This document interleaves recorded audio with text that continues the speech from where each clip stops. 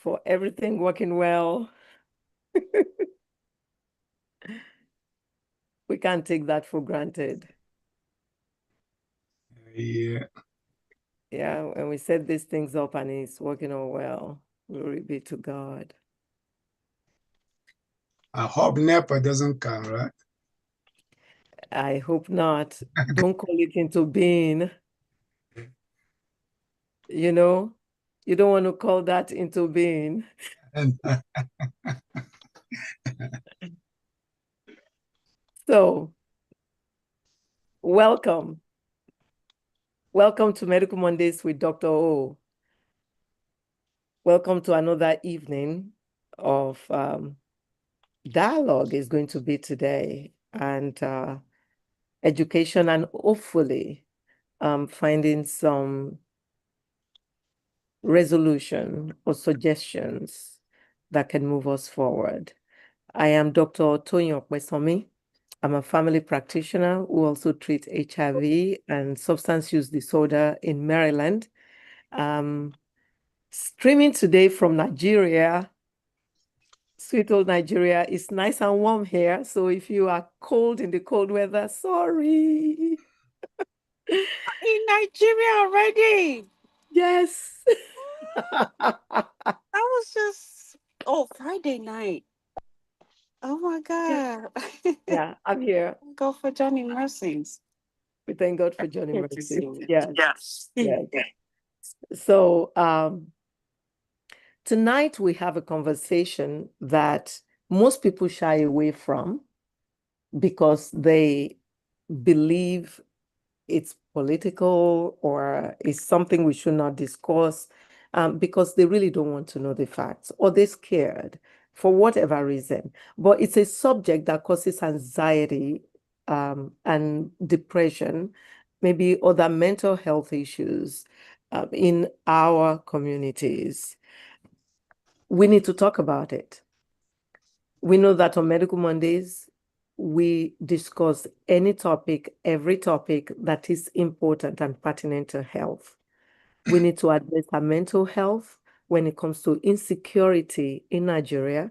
And we are blessed to have Professor Ahmadu Baba-Singhri and Dr. Nelson Aluya, who will share with us tonight facts of what is going on ground, not the AI-generated lies and misconceptions that we sometimes see. We also blessed to note that Dr. Baba-Singhri has been doing research on this issue, which is in his realm, in his forte. Without taking much more time, I will yield the floor to Professor Ahmadu Baba-Singhri to start us off. And, I'll leave it to them with Dr. Aluya to come in when appropriate. And Dr. Baba-Singhri, kindly complete your introduction, who you are, and you have the floor. Welcome. thank you so much, Dr. O. And I want to thank everybody for joining in. And again, I'd like to also go back into thanking Dr. O for allowing me to share these observations and start a discussion, hopefully, that will gain an understanding and will hear every other person's point of view. As Dr. O stated, this is an area that I've always been interested in. And this paper is kind of what I call a working paper. I did it in October. And it was designed to present in April when is anticipating the visit of the Nigerian officials to the forum that I organized called Peace, Security, and Development in my institution. So it was designed to present for them. And I also want to thank Dr. Aluya. I shared the idea with him, and he was excited. And he said, hey, you have to do it with my youth. And I said, okay, I'll also contact Dr. O because they talk about medical issues. And I tried to see if this one can be a medical issue. And Dr. Aluya was supportive. And now, Dr. Aluya, I think we have also had a conversation about coordinating some biological theories on crime, but we haven't come to that yet. So this is going to be something that we're going to talk about together. So I want to thank everybody again. Yes, again, my name is Dr.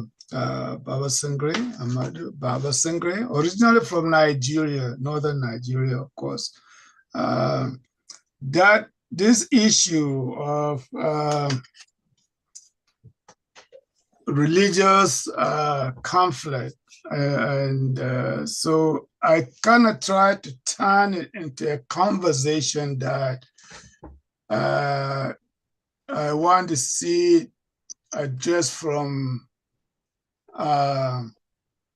health perspective, from health.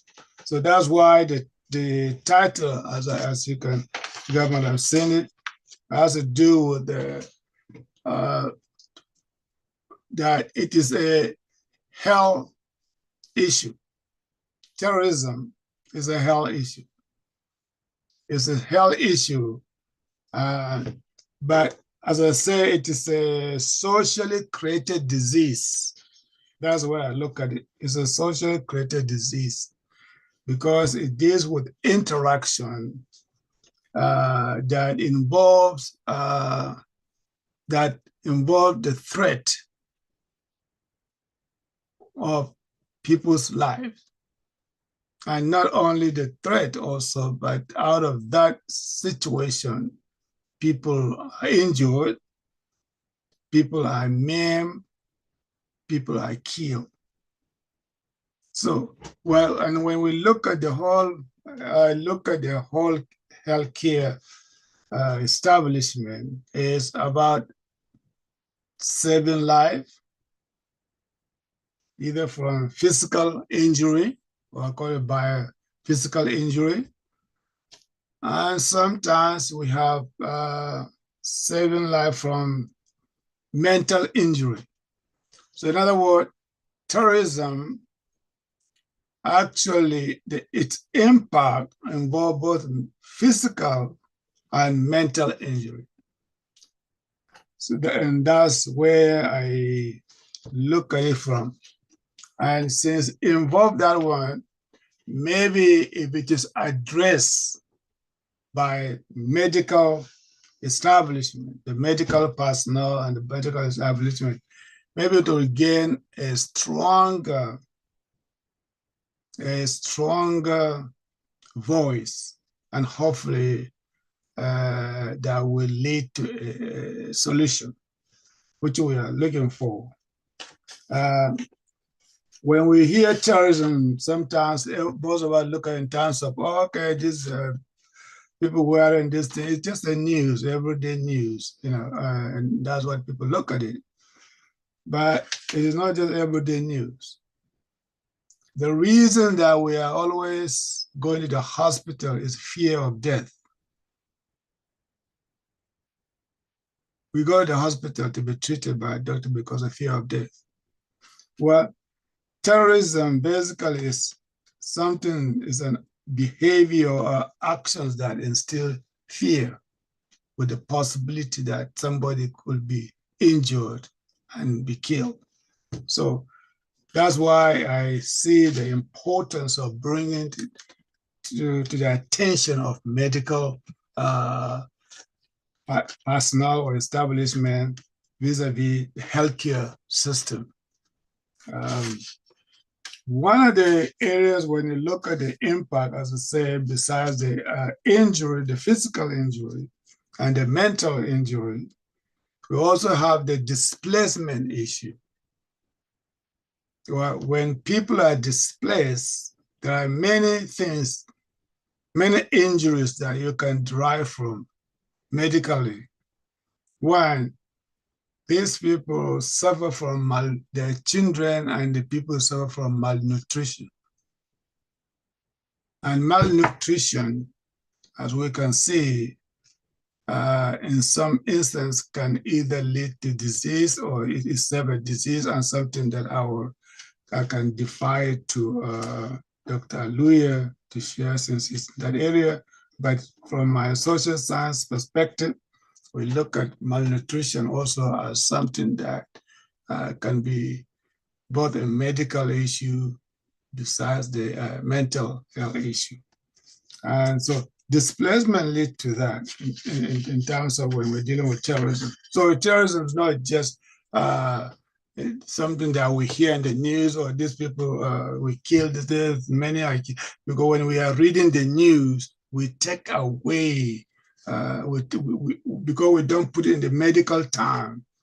The whole impact, the human impact is taken away. And so we just read it as the news. Oh, they bombed the children. It's become a statistic discussion on statistics.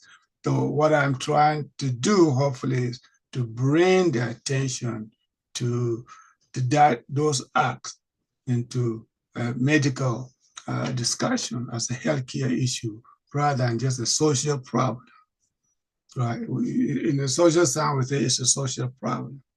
It is a social problem, but with medical connotation, something that we have to focus on. And that's where I look at it. So, but with that being said, the question is, how do we get here from Nigeria? Why are we killing it? Why are people engaged in maiming and killing and injuring one another? Especially when the common denominator is is religion. We look at religion. So I ask the question, how is a religion, how is a culture, both Islam and Christianity, that was supposed to be about promoting peace and justice and discouraging violence, now has become a weapon of violence and terrorism, whereby it disturbs peace. How do we get there? I think that's a question that I would like to throw up to the audience, that we can have a discussion. Now, before that, some of the things I observe is that you look at history. To understand what is going on in Nigeria today, we have to go back a little bit to history. Because what's the history? These are two religions. I call it two cultures that were brought to us, to Africans, Islam and Christianity. They were both brought to us under an unpleasant circumstances, of course, because they were brought up through slavery. It was used, like some people say, they came with the Bible on one hand and the gun on the other hand. Through that, we were able to be enslaved. And most of us, we know about those theories. So has that ended? And based on my observation, I would say it is still going. It seems to be going on up to today, just in the different forms. Islam came to the north through Middle Eastern Arab Islamic scholars. In the 7th century. Christianity came to the south, according to history, in the 15th century through the Christian missionaries. So we have the Islamic missionaries in the north and the Christian missionaries in the north, in the south. So both actually were instrumental in trying to, well, not trying actually successfully cultivating their culture.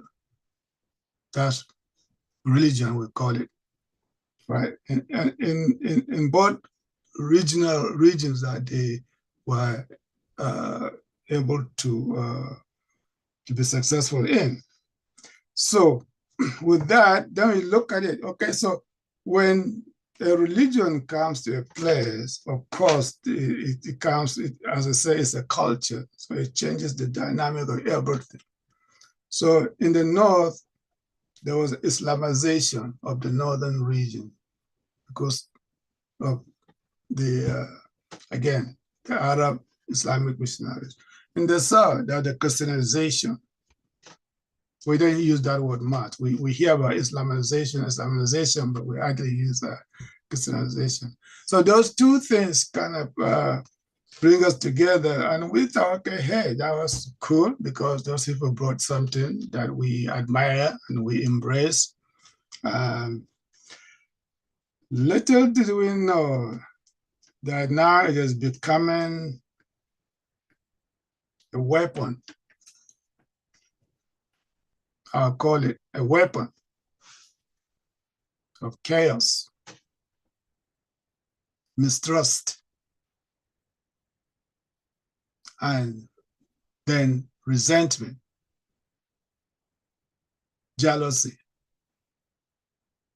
hatred, and then the violence. So it builds. So it always remind me of a movie. Some of you might have heard about it or not. Some people might not. It's called The Gods Must Be Crazy. I don't know that some of you watch it or not. The Gods Must Be Crazy was a movie that I watched in the 80s. I enjoyed watching it. I used to laugh. I didn't understand the meaning until actually now. I realized that in the movie, there was this bottle that the village, everybody was happy. They were neighbors, we have friends, they were doing everything together until when that bottle, the Coca-Cola bottle, landed. And people, the kids pick it up, they started using it for different reasons. It became valuable. It becomes a commodity. And eventually, a valued commodity that becomes so limited that everybody wanted it, but not everybody can get it at the same time. So what happens? People who have always been together, neighbors, friends, and everything now, over that bottle, they started fighting, hurting each other. So at the end of the movie, the elders, or not the elders, but one of the parents kind of wasn't happy. So he took the bottle, said they want to give it back to the gods. So he traveled all the way to Portland and throw it in the ocean. For him, he had given what had brought division back to the gods, because but gods had brought division by introducing that bottle. And that's why I look at the scenarios in Nigeria. When I was growing up, I did not grow up with a religion at all.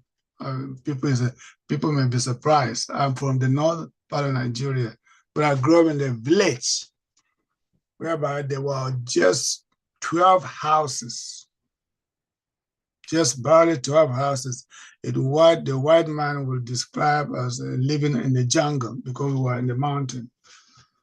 And really, I came across religion called Christianity or Islam.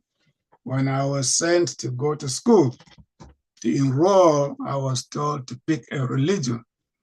That was the practice then. You have to pick one, either a Christian or a Muslim. So I picked one. Usually you pick the one that either your brother has been for a long time, but you didn't know, you just come and they say, hey, I'm a this. Okay. By that time, I didn't know what those religions were. Anyway, so this is the epidemic. But then, so we went to school, we were Christian and Muslim. Everybody was together. We lived, we laughed, we went to school. We really didn't know much about the fact that we would hate each other because of different religion that was introduced to us. Right? Until 1991, when I was already here in the US, then I heard there was first time I heard in my area, there was a religious riot. Christians and Muslims, and then it comes, that's why I put the word ethno-religion, because the ethnic religion in the North, certain ethnic groups tend to be Muslims and certain ethnic groups tend to be Christians. So when people talk about Hausa Fulani, and the thing that, so it is, when I asked somebody from South, I said Hausa Fulani, for him, we thought that everybody would speak Hausa for Fulani. And anybody from the North is a Hausa Fulani. If your name is Ahmadu, Usman, so they assume that is a Hausa Fulani. One thing with the North is that there are many, many tribes in the North. In my local government alone, I think there are about 16 or more tribes. And those small tribes, they are not Fulani, Hausa, but they are different tribes who actually are Muslims, or different tribes are Christian. And when you see those tribes, you may think they are Hausa or Muslim. So there's a misconception sometimes that people don't see. But in any case, so that kind of lifestyle that everybody practice their religion. I remember on Christmas Day, the Muslims and boys and the girls were all celebrated, and the Salah, the same, we all celebrated. So there was no much, we didn't see the division at all. We went to school together. So until this, I said, what happened? Right? Then I look back, look at the establishment of Nigeria. 1914, and Nigeria became a country. By then we were still there. My village was not that relevant. Then we started something now called a different economic system.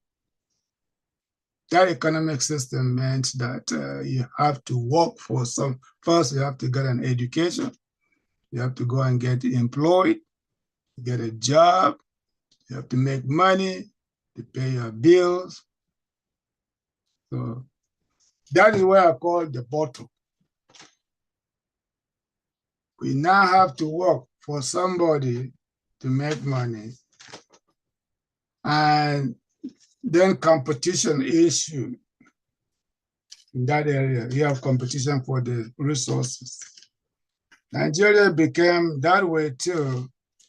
I don't want to bring a painful memory, but that was one of the people, some historian think that's what led to the Civil War, when administrators were picked based on how much education they have. So that we already know. Right. So all those, if you put them in perspective, then you can see the dynamic why we are fighting. People are fighting. And yeah, you may think it is about religion. And I look at it and say, well, how come a religion, when I look at Christianity, Jesus said, I'm the Prince of Peace. It's a Prince of Peace. Islam means peace, beyond here. It's called peace. So these two individuals, Muhammad and Jesus, both have religion that was based on peace and justice. And yet, in their name of those religions, we create unpeaceful environment, unhealthy environment, insecure environment, unsafe environment for both the Christians and the Muslims, by the way, because if there's a chaos in one village, it affects everybody. Because in the north, we are mixed. The Muslims and Christians are in the same village.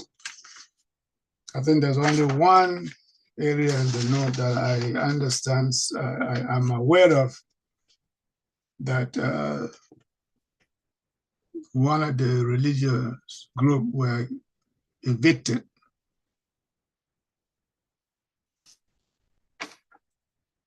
Three of my brothers died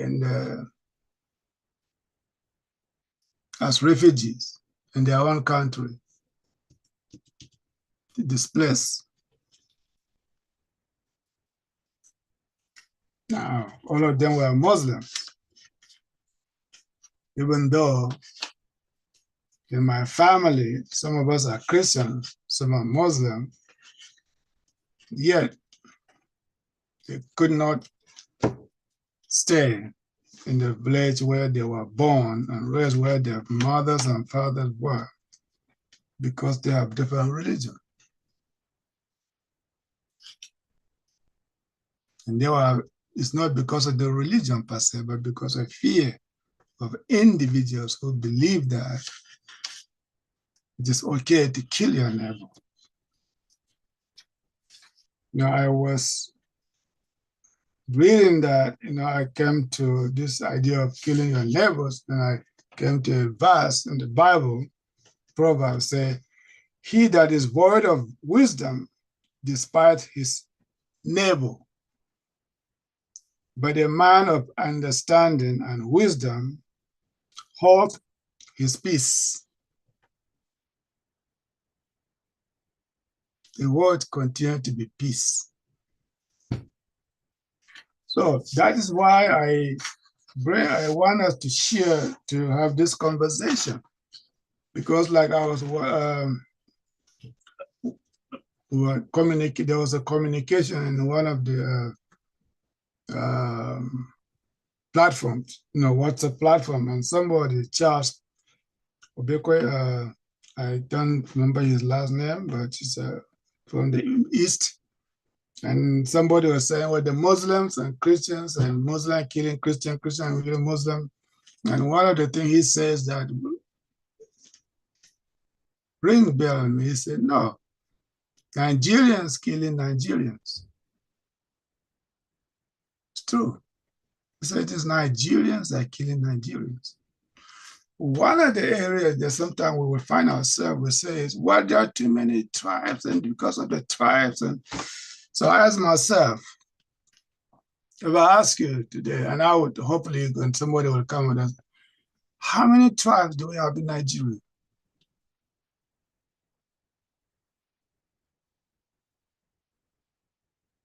I think some say between 200 to 300 tribes.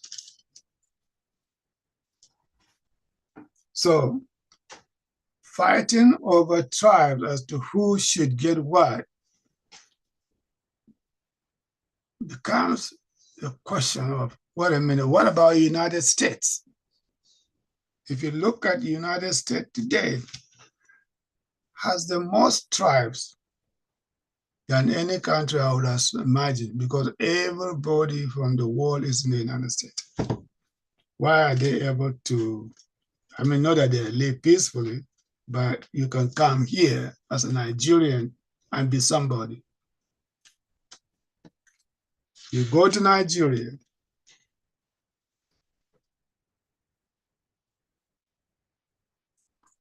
somebody said, when I went to Nigeria, and then I came back, I realized that when we talk about discrimination, it's worse in Nigeria among the tribes than you can ever feel here among the in terms of race. Why? The question is why? How is it that we are here? Nobody has ever asked you for your religion. I assume when you apply for a job, or for your tribe, when you apply for a job. But in Nigeria, tribes and religion is becoming something, not only in discrimination, but in the fact that whether you can live or not live, and where you can live. What are we doing about it? So everything happened in this country is just leadership. Then I look at the leadership in Nigeria. Because leaders, the government, according to social philosophers and political scientists, is designed to correct behavior of citizens while promoting security, safety, and safety of the community.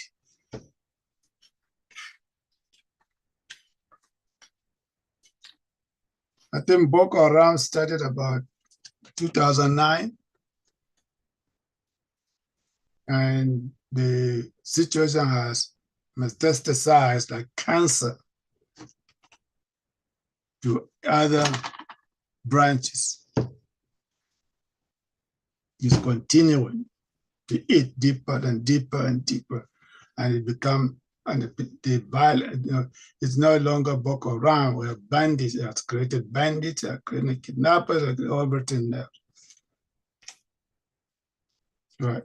So you see, well, it's a social issue. So where are the leadership? Some people say, well, leadership is absent. I say, okay. Then I observe, and I say, no, there's no absence of leadership. There can be one or two things. The election of duty, or the leadership has become a cancer itself, with vectors that are destroying the present and the future of the children and the people who are supposed to hold Nigeria together. So when somebody or a leader becomes a vector, what does that mean? For me, I look at the vectors that a cancer vector. I'm not a medical scientist, but my understanding that cancer does not care about anybody. Has no sympathy, has no mercy to the victim. You can squeeze, draw your blood, draw whatever it is eating you, it continues to eat until it destroys you. And I think when you look at the Nigerian and most some African leaders, countries, that's what I see. It's a cancer with vectors, as leaders become vectors. The looting, the embezzlement, that's what I always say, that's what they're excellent at. What we always say, they call them the excellency. So the question you ask is, excellency in what?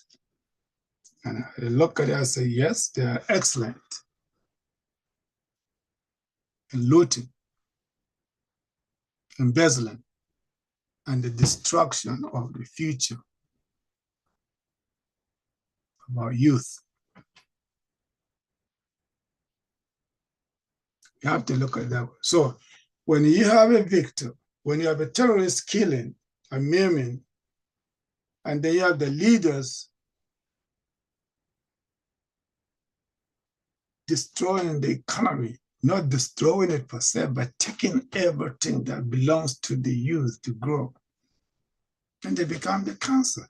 So they are not different from the terror. The terrorists are using violence. We fear them. But the leaders who are supposed to protect us are not protecting us, not protecting the youth. So they destroy the youth in two ways. One, directly, the schools there's no resources in the school. Indirectly, they don't pay the parents, or they don't pay them enough. I was reading something that somebody wrote about. Article was accusing somebody about. Not Article per se. Aliko Dangote was having a conversation, about how you have a minister, somebody that will send their children, spend millions of dollars overseas to send their children to school, and yet the children cannot have 15,000, 20,000 naira to go to school. So when people say, why is it that people in the north are not going to school? Why these almajiris everywhere? What are this thing? Little do they know that most of those kids' parents did not go to school, like mothers. But usually they could go to school because school was free. Today, school is supposed to be free, but it's really not free because they have this, you have to pay for this registration and all those things. And most of these kids, their parents don't have the money to pay. So they just sit at home. And so I just send them to Almajiri school. Almajiri is a school. The girls, they marry them early because well, hey, I don't want you to go to school because I don't have the money to send you to school, so just go and get married at early age. So those are the areas, things that I know I go on over, but I want us to get the holistic view of what is going on in Nigeria, in the north particularly. And it is an epidemic because it's going from state to state to state to state. And we need a solution, but we have to, as doctors, you guys, you can't solve a problem if you continue to misdiagnose. You cannot heal. You have to have the proper diagnosis. You don't look at just the symptoms. We focus on the symptoms. So that's why I say this thing needs to be seen. They look at it, and I direct this presentation to medical personnel. And that's why I share with, when I shared with Dr. O and others that I've done, that what are we going to do about it? What are you going to do about it? So I call upon you, the medical scientists, the medical personnel, scientists, social scientists, even legal minds, come up with a solution on how we can make Nigeria healthier, wealthier, and greater than ever before. And that's why I'm appealing to everybody in this panel. We are different. That's why God made it. None of us here chose to be born in the tribe that you belong to. And none of us here chose to be born from the region that you are. None of us here chose to be born from the religion. But now we are grown up, I changed my religion, and as I say, I have changed religion within the years. But when you grow up, you change. So we have to change the conversation. The last thing I want to point out is that one of the most effective ways, an effective bottle, that bottle is used, is communication. We are in a communication wars. I think Dr. O mentioned something about the IA, and I hope there's not an IA. Yes, the IA is becoming effective in deceiving or sometimes deceptive and other things. And that's why I, with the hope that we can be objective when we analyze and try to analyze the situation. Critical, we can be objective. But when we are looking at the symptoms and pointing fingers, no, it is your fault, no, it is your fault, no, it is his fault, it's the Muslim, no, the Christian. We forget that Nigeria, you look at Nigeria as yourself, as your body. It's an organism, it's an organism. When one part is sick, the whole body is sick, right? That's why when I have a headache or I break my hand, I have to go to the hospital to make sure that it's cured so that my whole body will be in the state of equilibrium. Nigeria is sick and has a disease. And that disease requires proper diagnosis. It's a health epidemic. My observation, and I will want all of us to see what role we can play. Because what happens in one part affects everybody. Yes. Thank you. Yes. Thank you. Thank you so much, Prof. Thank you for opening up. And I know that you held a lot back. I know how painful this is for you. You are now the only one left of your brothers. I know you just lost a brother in the refugee camp. Yes. And I'm sorry.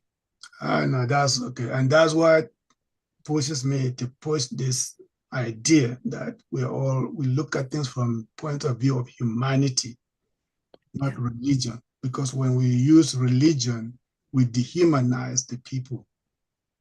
Yeah. So this is I hear you loud and clear, and I'm sure everybody on this forum hopefully did too. But yes, there are religious issues, but that's not the problem of Nigeria. No. The problem is insecurity. Yes. Because as Christians and Muslims, we actually cohabit. Our president is a Muslim. His wife is a pastor. Exactly. A Christian. We all have family members, I do, that are Muslims. I love Jesus Christ with a passion as my Lord and Savior. And we cohabit. Our problem is insecurity. And I pray that this government, the Trump government, would come to that realization, even though they've moved a step forward from saying that Nigeria has religious Christian persecution to include moderate Muslim persecution. What that means exactly, I'm not sure who the moderate Muslims are. I just know that Muslims are getting killed as much as Christians are getting killed in the north, but the Muslims have no voice. They have nobody advocating for them. It's why we didn't see that. The issue is insecurity, and help is needed there to get solution. Help from the US, other governments that can assist our government to resolve that.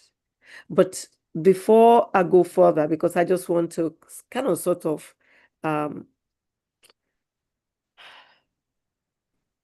reiterate in a way what you communicated to us, I want to yield to Dr. Aluya to chime in here, because this has been an issue that is causing anxiety, depression, mental health issues, and I get so many calls about this. That is why this is very important that we discuss it. We start dialogue and we see, how to answer some of the questions that you asked. I put some of them in the chat box. Please, if you have answers or suggestions to those questions that I put in the chat box, just a few of them, kindly, raise your hand to share it or put it in the chat box to answer. Dr. Aluya, the floor is yours. Yes, so good evening, everybody, and Welcome. thank you for including me in this very tenuous and um, critical, thought-provoking issue that is plaguing our nation right now. As a people, it's been doing that for decades now, and it's just that it's coming to a head, and above all, God is still on his throne, and God knows Nigeria, and God loves Nigeria, period. And that's one thing that I will take on it from that. And I must thank you, Dr. O, for using this platform, for us to discuss this issue. Like you said, it's causing a lot of anxiety, it's causing a lot of stress, even for those of us who live thousands and thousands of miles away from the epicenter of what's happening. And because we have families, we have friends, we have people back home. And, when we hear these things, it's troubling and disturbing. Um, Friends, like I said, some of them who are mine are in the north and friends, classmates, and all that. And I just came back from Nigeria as well. I did a tour of the entire country. And I had to go to Zaria, Kaduna, and all the other places. And people were like, "Oh, you're going there, you're kidnapping, and all that, and all that." So, of course, people were anxious about that as well.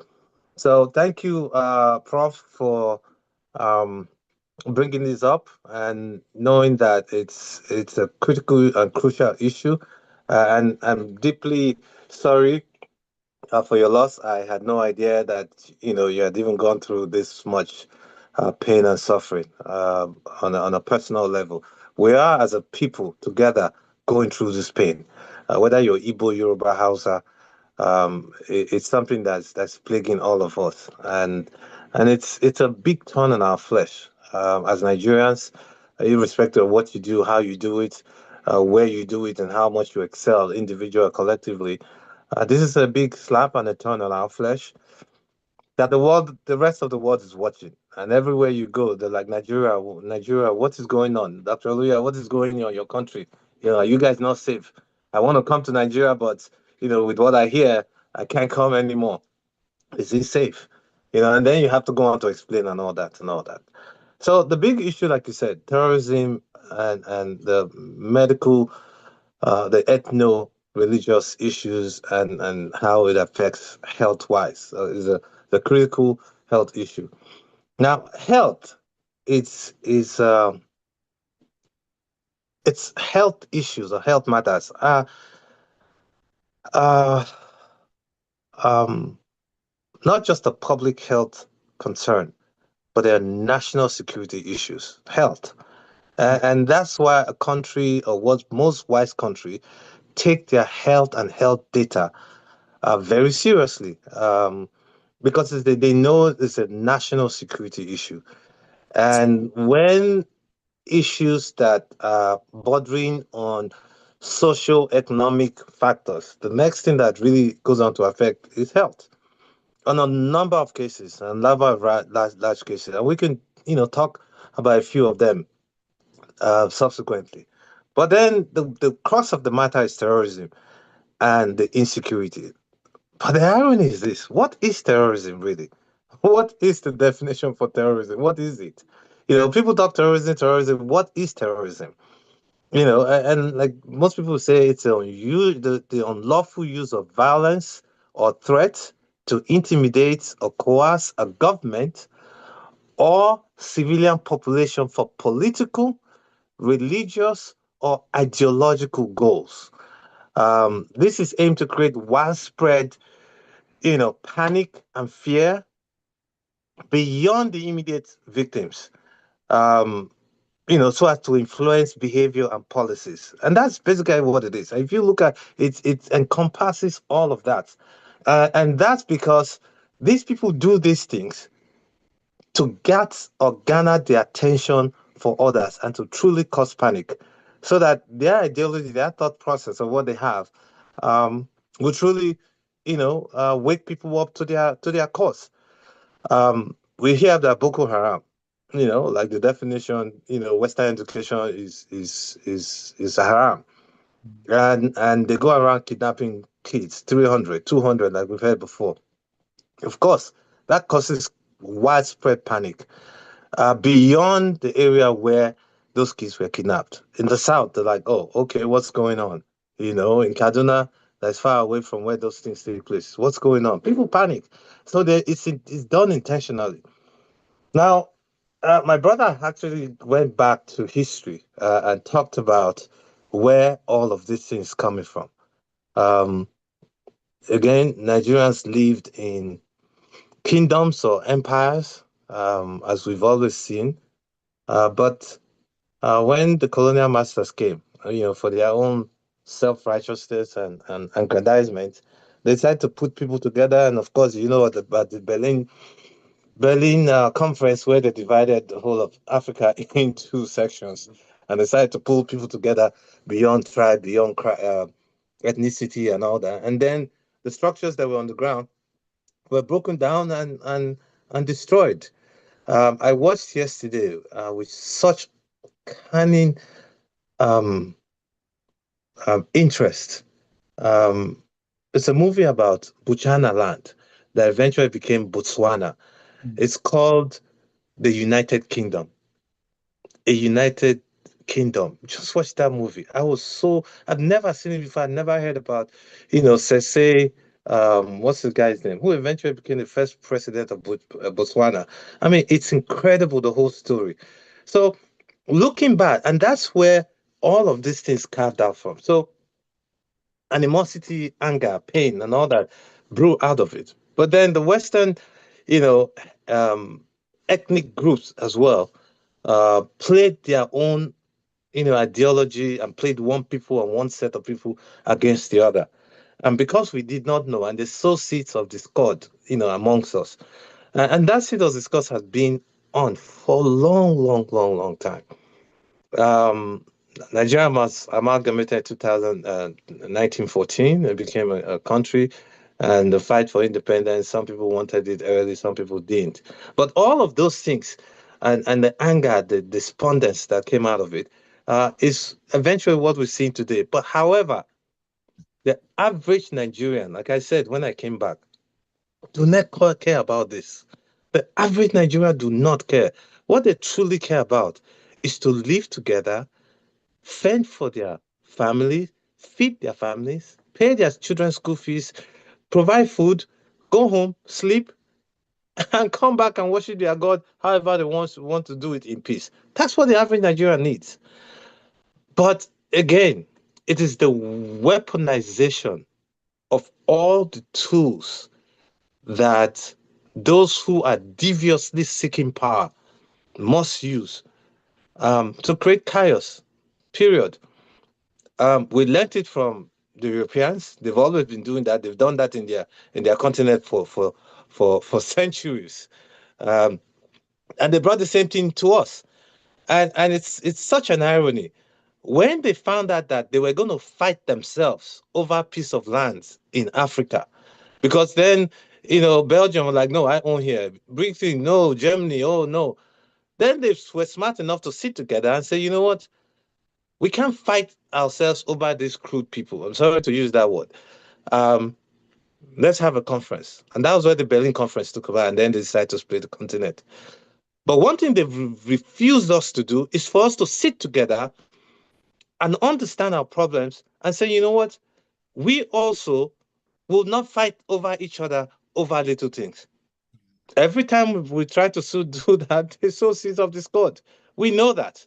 And that's why when all of this issue about the insecurity and all that, you see that there are Western perpetrators and influencers and people who are arming them, excuse me, not just arming them, but also financing that as well.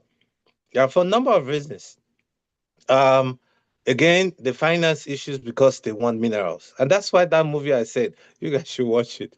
I mean, it's connotes to so seriously to Nigeria, and again they come in, they mine and do whatever they want to do. In Nigeria, the tool is religion. Yes. In um in Haiti, it's gangsterism. That's the tool.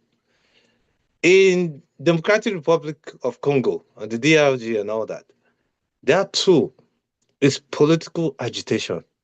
So they seek tools that they use in areas that would best serve them to do what they need to do. And of course, in doing that, 2 million people are in IDC camps, right? Entire displaced people's camp. And Lord have mercy, what that camp looks like. First and foremost, you're disposed from your home, your ancestral home, place you know, place of comfort. There's nothing like when somebody comes to their own house. Whether there's food, there's no food. You know it's your house. You put your head on the floor, you wake up with the hope that tomorrow, when you wake up, you can go on to fend for yourself. You can see your children. You can see, but when your children are taken away from you, the innocence of your children are also taken away from them. That despondence is so heavy and so big that no parent will want to ever go through that. And that's the ache and the pain that people go home with. When I mean home, they transcend, they die with. And only God knows how many of them has cost the land because of things like that. Honestly, people will curse our land. And that's why, as individuals, we who know better will wake up every day as you thank yourself, thank God for your life and whatever you bless the land. There are people who've cursed the land because out of pain, out of despondence. And these kids are separated, the families are separated, mother killed, father killed, head of this disorganized. So you can imagine the emotional trauma and the stress. I mean, who is talking about PTSD in those kids? Who else? Nobody. Now go look at the IDP camp. What's the living condition in them? Every day we talk about countries on earth that have eradicated polio, right? Every time it is 2 or 3 countries. Pakistan, Afghanistan, and you know what the third country is? Guess what? Nigeria. Sometimes they eliminate it, they take off the list, and then it comes back because of all this. So we as a people and as a government don't understand the not just the moral ethical implication of all this. There are health implications as well. Cholera outbreaks, meningitis outbreaks, and you see those things particularly in the north, big time. hookworm, leishmaniasis, all of those things. And these are people who are put in very look. We don't have water in the first place anyway. Now you now pack a whole set of people in a place where they have not made adequate provisions for life sustaining tools or what do you call it? Articles for them to sustain life. I mean, we talk about the Maslow's um, law of hierarchy of life, health, water, shelter, and all that. How many of them have that there? You know, and tomorrow we talk about the outbreaks that eventually spread down from the north down south. The polio and all the other things that's happening. This the chicken pox, the measles, and the number of children who are dying. How come? What's the number? If you look at, I mean, here in the United States, I think there are like 5 to 6 per 10,000 kids that die every year. National globally is like 23. Nigeria is up to 100, 125. And if you look at the Northeast, which all of these things place, is up to 200 per 10,000 kids. And beyond the kids, and what's the number one cause of death in those? Pneumonia, number one, and diarrhea, number two. You understand? Now, if you look at that, what do you expect of the household structure to look like? Where in a home where a few of them still have a husband and a wife, and the kids they're dying, what do you think is going to happen? The mothers and those areas forget birth control, and they have their children dying. What do you think they want to do? They still want to have kids because they have to, because their kids are dead. And that's why if you look around, the country here in the United States, the birth rate, um, it's what about 2.5 um, percent per 100,000. But if you look at in Nigeria as a whole, we're about 800 per 100,000. Now look at the Northeast. We're talking about 1,800. That's a birth rate. And we begin to wonder. And that's if you look at the north, everything that's bad tend to look bad more in the northeast than in the west. It's high also in the west, western Nigeria, but it's also high, much more higher in the northeastern hemisphere of Nigeria. So this data is huge, and it's important that we pay attention to these things because you begin to draw conclusions with the data that come out of those areas, um, with the social, economic, and ethnic issues that are bound in those areas. And it's a fact. We can't deny that. Now, we're talking about birth rate. Come talk about the death rate as well, right? All these women who are giving birth, how many of them are dying in childbirth?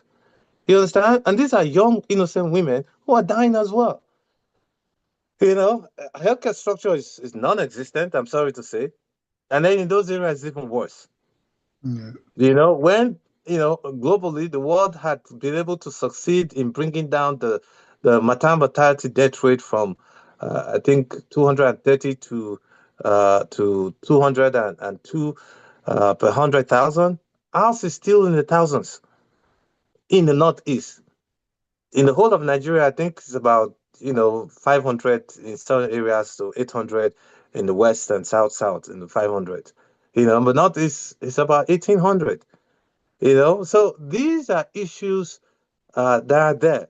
The question is, how many of our people, even home right now, who are in government, know this data and know these statistics and are paying attention to this and drawing the inferences how these things are affecting us as a people? You understand? So they're big, big, big issues, and we'll talk about other issues again so that we draw why we are where we are. A young lady, Aisha, has put something together. Some of you may have seen me, talk about it. It's called Let's Talk Nigeria. And she's a young person who I mentored, with all the other people that I mentored. And I knew her, but I just thought I didn't know her that much until she was able to put this program together. Let's Talk Nigeria. And we talked about these same issues that we're talking about today. And when it was done, she brought some lecturers and all that. I had to call her. She's from the north. And I called her, like, Aisha, my God, I'm so impressed with what you did and all that. So where are you now? She said, I'm at work. I'm like, it's 10 o'clock at night. What kind of work are you doing at night? She's like, oh, I'm a student, but I work to pay extra, to get extra money to pay for my school fees. I was shocked. Me growing up in Nigeria and all my contemporaries, there was nothing like that. Zero, nothing. Like, you're working and it's 10 o'clock. I'm like, where do you work? She's like, oh, I work at a hotel. I'm a front desk person. So when we were doing this, you were, I guess I come here Thursday and I do this, Friday till Sunday before I go home. And then I asked her, how old are you? And she's like, I'm 22. I was shocked. A 22-year-old was able to pull this together. And it's become a series. I was so impressed. And you know why? I said, thank you, Aisha, because people like you and people like Zubair, Aliyu, Sani, all those people who I've met as I went to Nigeria, these are the people who give hope to us as a people to know that Nigeria would succeed. There are so many of them. A lot of our young kids, even on the forum, they've come up from time to time. So, but the question is this, why are we here? Why are we discussing about this? Two things. One, contentment. Contentment. People, as a people, Nigerians have lost that value for contentment. Because everybody now want to own a car, drive a car, live in a mansion, go on vacation. Our girls want to wear the nearest human hair, like 600,000 to $800,000 naira. Carry the next iPhone, wear red bottom shoes, and all that. I grew up in Nigeria and I did not see this growing up. I didn't see this. In my area, when I lived with my grandma, because my dad was in the army, he was in Sokoto and decided me to stay back home in Benin. And I'll tell you why Benin. And because Benin, that's where I learned how to speak Hausa, surprisingly. We live in a place where there was Igbo, Yoruba, Hausa, everybody. And we live together peacefully. And as at that time, I remember this gentleman, it's so funny. I was doing a nursery and primary school. Some of the best they said then. But I lived among everybody a lot of people, they had none, zero. It was one TV back in the days, and everybody went to watch that TV. You know how the big box TV, they close it, black and white with the antenna. I remember then they said, Papa Victor, that's the name of the man. Now, what I draw back when I look back is this, that for a couple of years that took place, everybody went to watch TV in that man's house. And some would stand by the window and all that. And we watch TV close, we go home.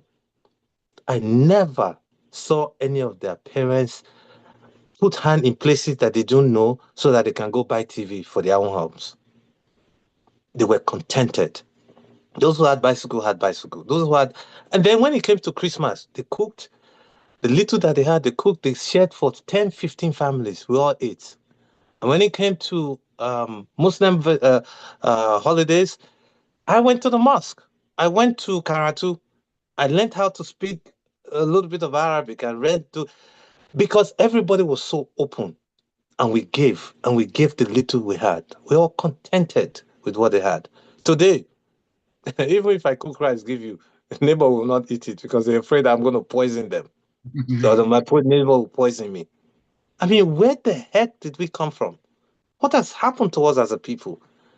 So we are where we are because of us, first and foremost, before we begin to look outside, because of us.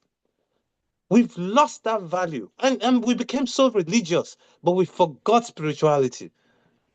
We became so religious, but we forgot spirituality. And the spirituality that is the value that gives you a sense of recognition of one person to another as a human being. Period. Now it's churchism. I have the biggest church. I'm building the biggest mansion. I have the highest number of congregation. I pull in this amount of millions in congregation every Sunday. I mean, is that the measure of where we are as a people in what the God that we serve? I mean, where did all this come from? And I remember when I went back to my dad, and when Enugu, when army children school, and the Fulani guys will come with their cow and pass. We play with the kids. The kids were not going to school. We play with the kids. And then somehow they'll give us Fulani. No, we eat, we drink. Seriously. These were the same Fulani people till today. But again, we're no longer who we are because we lost the original value. And Prof, you did say something. You mentioned it when you said it. And I say it this way, that when there's scarcity, people go tribal. Yeah.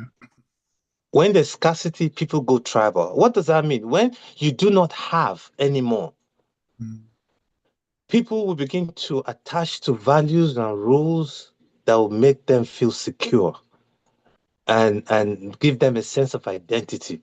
So they own on to church, to their tribe, to their ethnicity, to something, to the local Parakwa association and all that, because it gives them some sort of value and identity.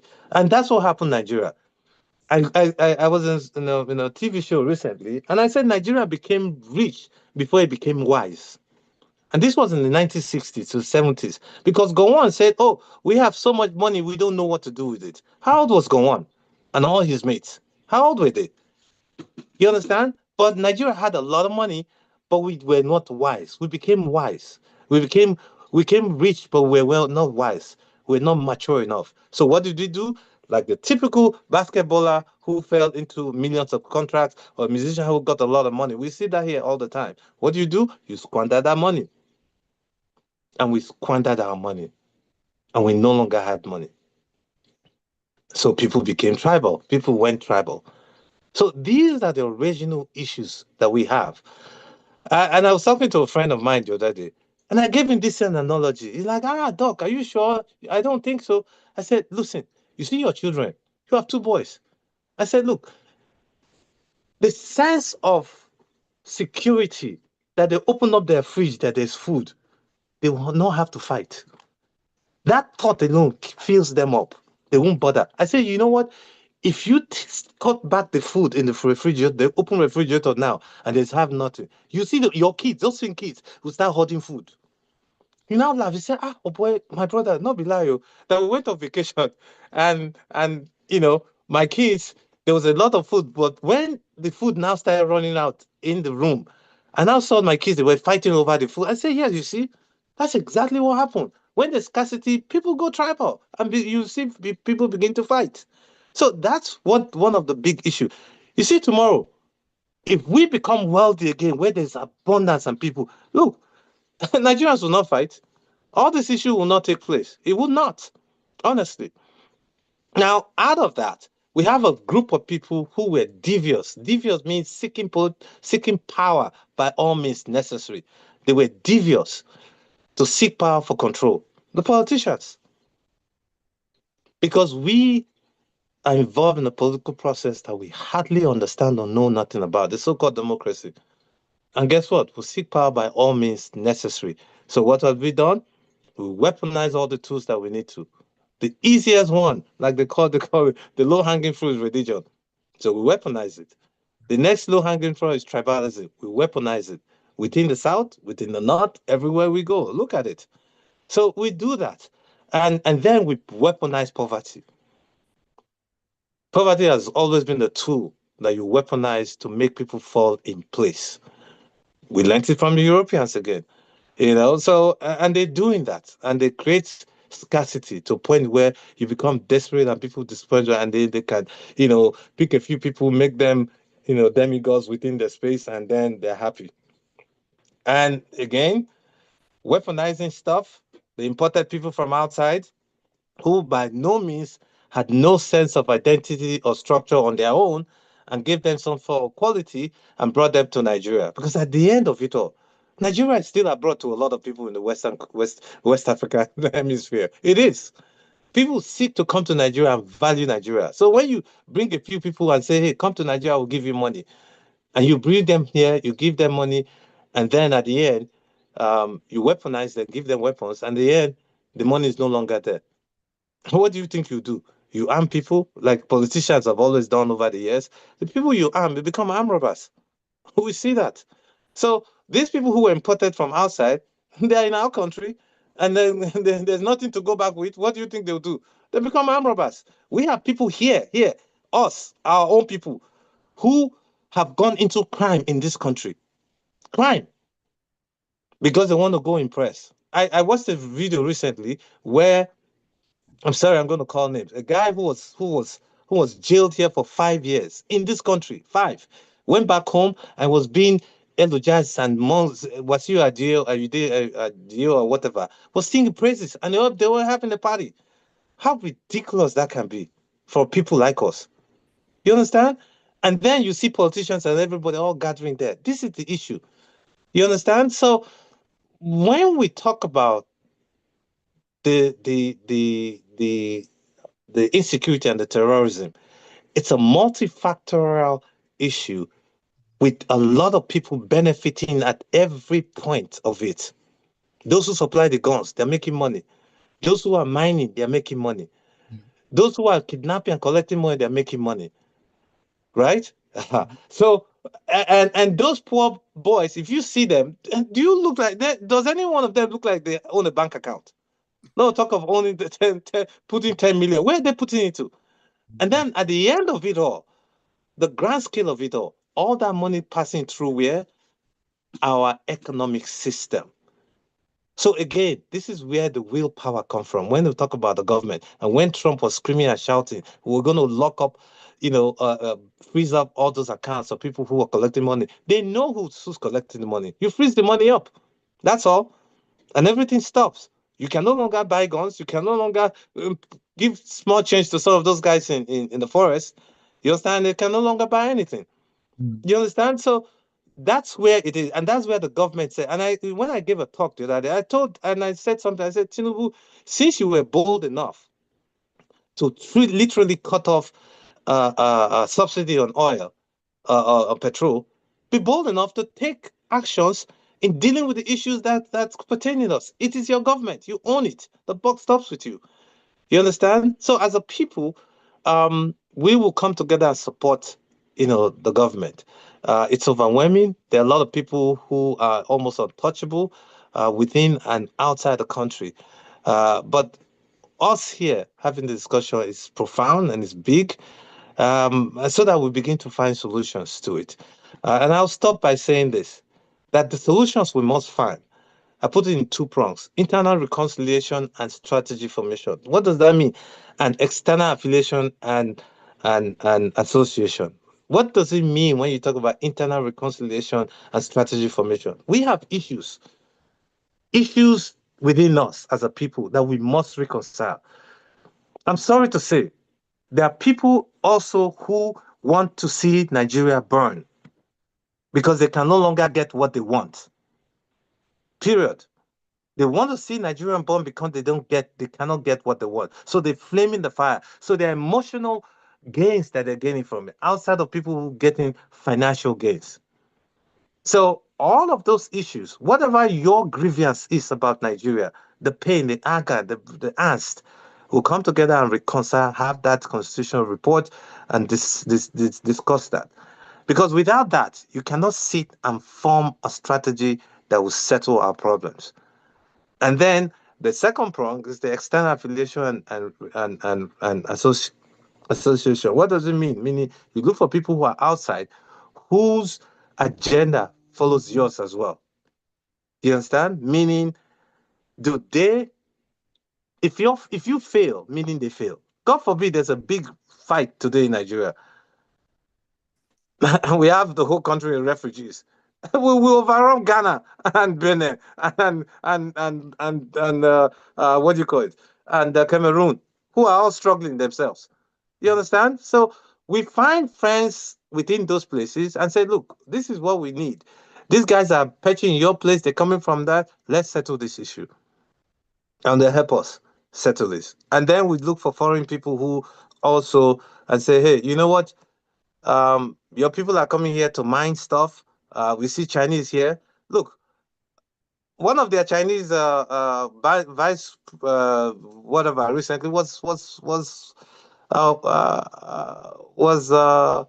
hung, killed by the Chinese government because he stole money.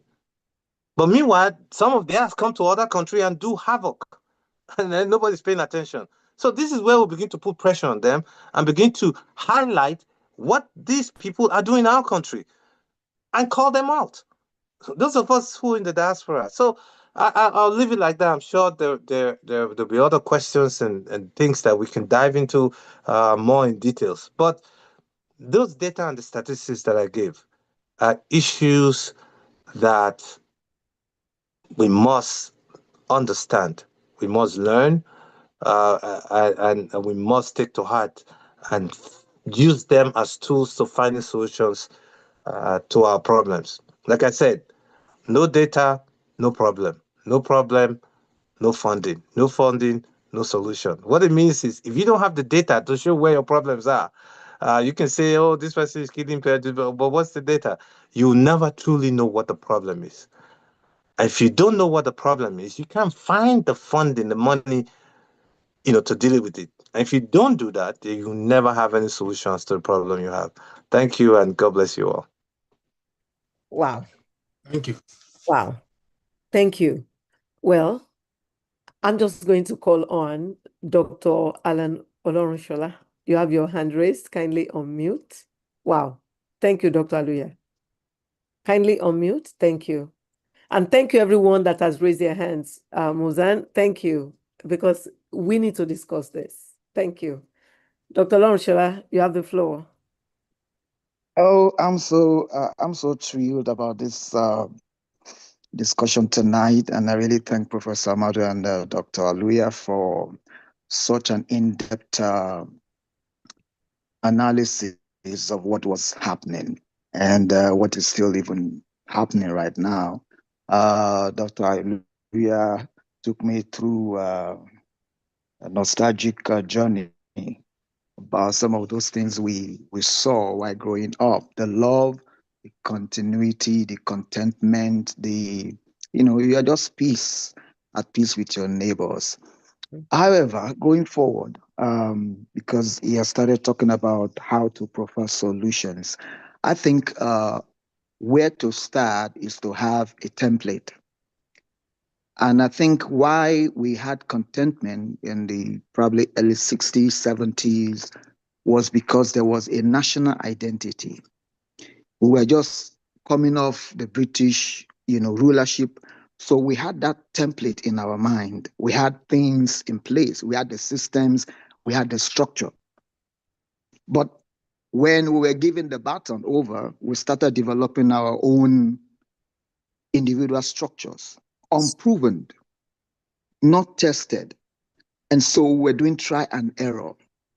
And of course, the politicians came up with so many games and gimmicks, and here goes the divide and rule. Everybody wants a pie because there was no longer a definition, a national definition. And remember, in the course of that, there was a change of the national anthem. And I think in a way, some people were like, why did Tinubu change the national anthem?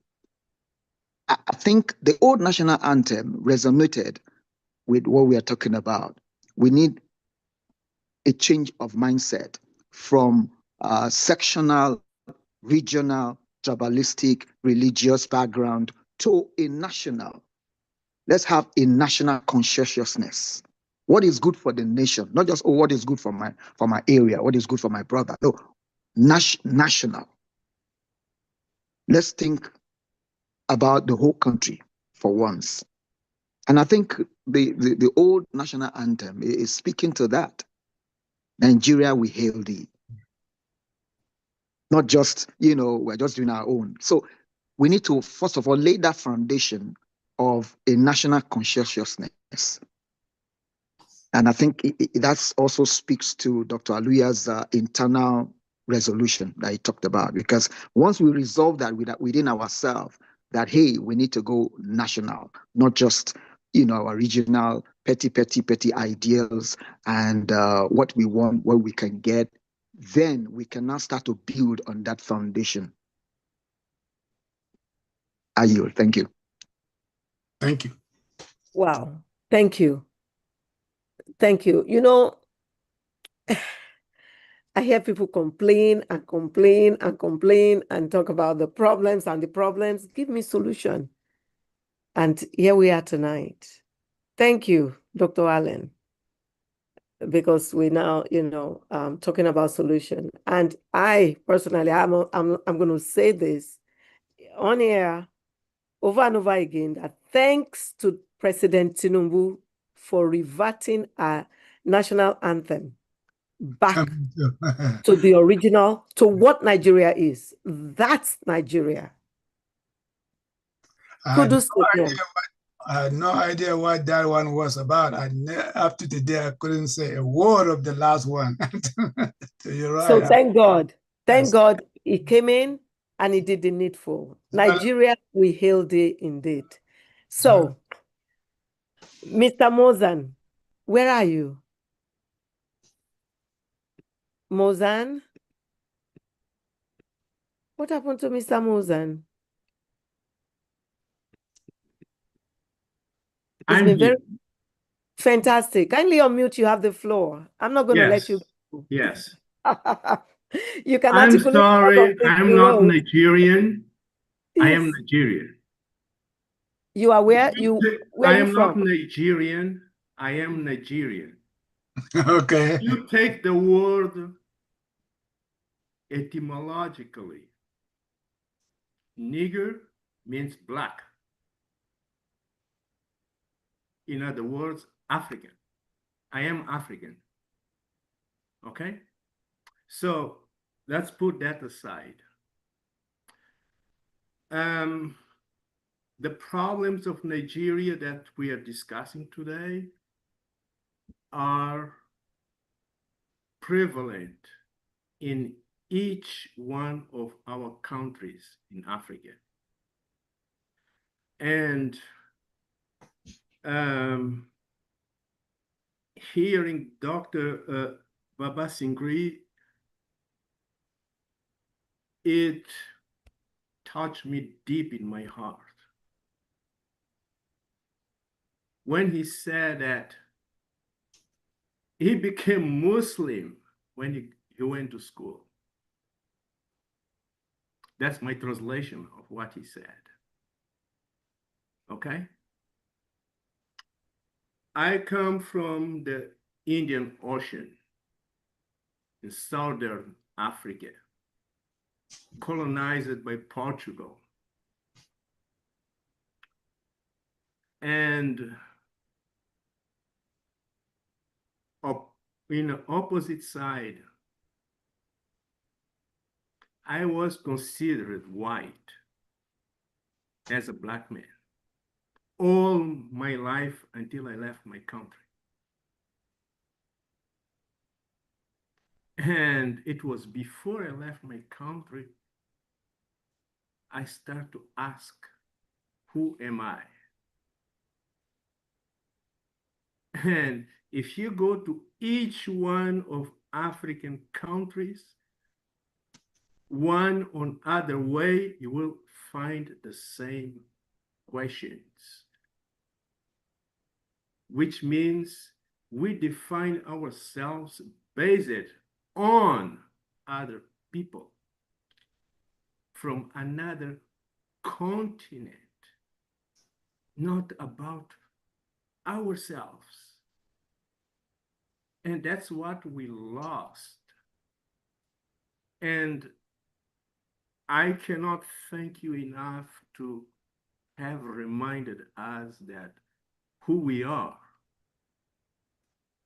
not defined by what we are taught at school, but the house where we come from. Okay? I always laugh when I hear, "Are you Nigerian?" I look for the etymology.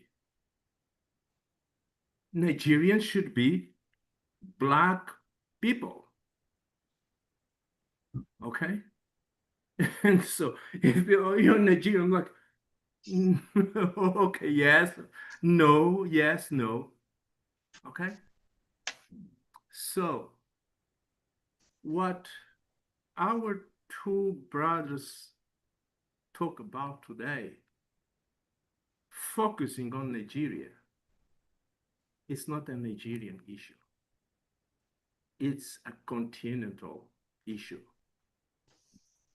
And we need wise people like you to talk to us Africans, to get back to, as what you came from the village, and in your village, you were not Muslim, you were not Christian, okay? Let's put aside why we believe in God or we believe in Allah. We believe in God and Allah because we were prepared culturally, basically in who we are. That's not the issue. The issue is, as you said before, how can we get back to have our countries being functional? And the problem, in my opinion, boils down on what is our identity? Who are we? Nothing else. And listening to our two presenters today, it gives me hope. Because usually that's not what we hear. I grew up in a street where when I was born, the other boys or the other two boys and a girl born in my street were Muslims. And in my street, we celebrate Christmas in the same way as the Muslims celebrate Eid. I'm used to eat Muslim-based cultural food. And my neighbors are used to eat and celebrate Christmas, not because of the religion, but because of the place where we are. This is what I believe our brothers were trying to tell us, that the question is not the religions. It's okay for each one to have its own beliefs, but at the base, it's who are we? Where are we coming from? What is our baseline? What is our common denominator? And to finish, I will say, thank you very much for you to reminding us what is the essence. You know, I don't know what it is to be a refugee. I escaped from that. More losing siblings from the refugee camp, it's even worse. And we should be sensible to our brothers and sisters who went or are going through that. and not think I am Christian, I am Muslim, but I am African first and foremost, or to use a synonymous word, I am Nigerian. Thank you. Wow. Thank you so much for that, the heartfelt contribution. And pardon me for how this looks. Electricity had occurred in Nigeria, as usual. So, NEPA. yeah, I'm going to call on Mr. Tony. Mr. Tony T.O. Job. Tony Shegun Job. Kindly unmute.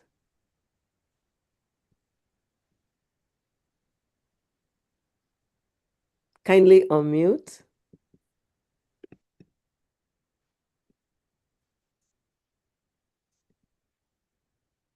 Mr. T.O. Job.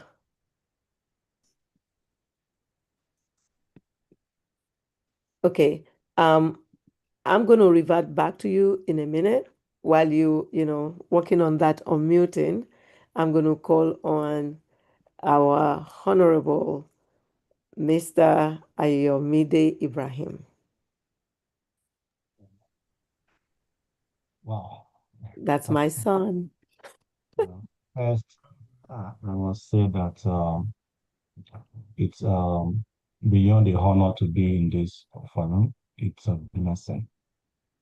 A blessing because I have the opportunity to hear from those who came into this world before me. Professor Ahmadu, thank you, for, the emotion he shared. And to Dr. Aluya, I'm not sure if I pronounced that name right.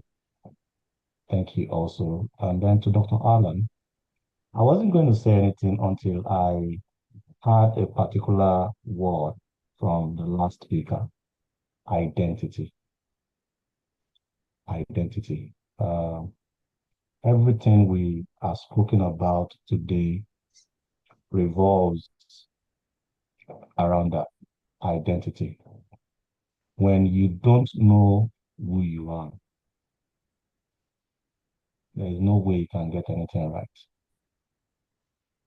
When you don't know who you are, when you are trying to, be like someone else, there is nothing you would ever get out of it. Yeah, and that's why there is more responsibility in you getting to know yourself than trying to be someone else. When you are trying to be like someone else, it's easy to copy, but then it's not going to get you to where you should be, which is why you are here in the first place. It is sad, where we are as a country. It's sad because our identity, which is that we are the powerhouse of Africa, our identity, which is not a mistake of where we are on the map. There's nowhere you turn the map of Africa. We are in a place that shows trigger, meaning not until our country, catches that spark and trigger, nobody is going to get anywhere in Africa. Imagine if someone has a gun, even without a bullet. If you pull the trigger, whoever you're pointing that gun to will be scared. And not until we understand this as a nation, Africa would not rise. And the most important thing that we have to do as a continent, we would never achieve it, which is holding these people accountable. We have lost so much as a continent. And the major of our responsibility is holding these countries accountable, getting them to their knees, and not just apologize, but repatriate everything they have stolen. Everything, including our brothers and sisters who we call African Americans. They must find their way back home, even if they choose to still live in this part of the world, because the point is, if Nigeria is the Nigeria we want, I will still travel to America. Would I live here? Maybe, because I love the weather. It's so cold right now, but I love it. Maybe I come here to want to live because I love the cold weather. Maybe I will go to Lesotho, it also has winter. And not until we, get to that point of identifying who we are as the firstborn, the firstborn, we would never get it right. Now, we can continue to talk and talk and talk and talk, like Dr. O said, without solution. But I see we itemizing the solutions here. The next thing we have to do now is to start scaling forums like this. How do we make forums like this bigger and get someone like Wasiu Ayinde Marshall that someone mentioned earlier, who I also saw sometimes last week, hailing someone that just came out of jail here in America and made it back home, and then you are hailing such a person, taking money from such a person in the same room we are politicians. These are politicians that we also have to hold accountable. They must also know that they have failed the nation. That's number two. Number three is those of us who are in diaspora. We must know that we are one of the biggest solutions to the country.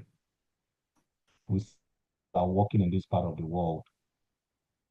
How can we continue to shout? How can we continue to make the noise? How can we continue to have conversations to tell those who are back home that this is how things should look like? Because trust me, there are so many people back home in Nigeria who don't know why they should do the right thing because they feel whatever they see in their environment is the best. They don't know a better option. It's why some of them would vote the way they are voting. We have to scale forums like this to start showing them. The way I see myself in America is that I'm a spy. That is the major way I see myself, that I'm here to spy this country on so many things. And one of it is seeing how things work.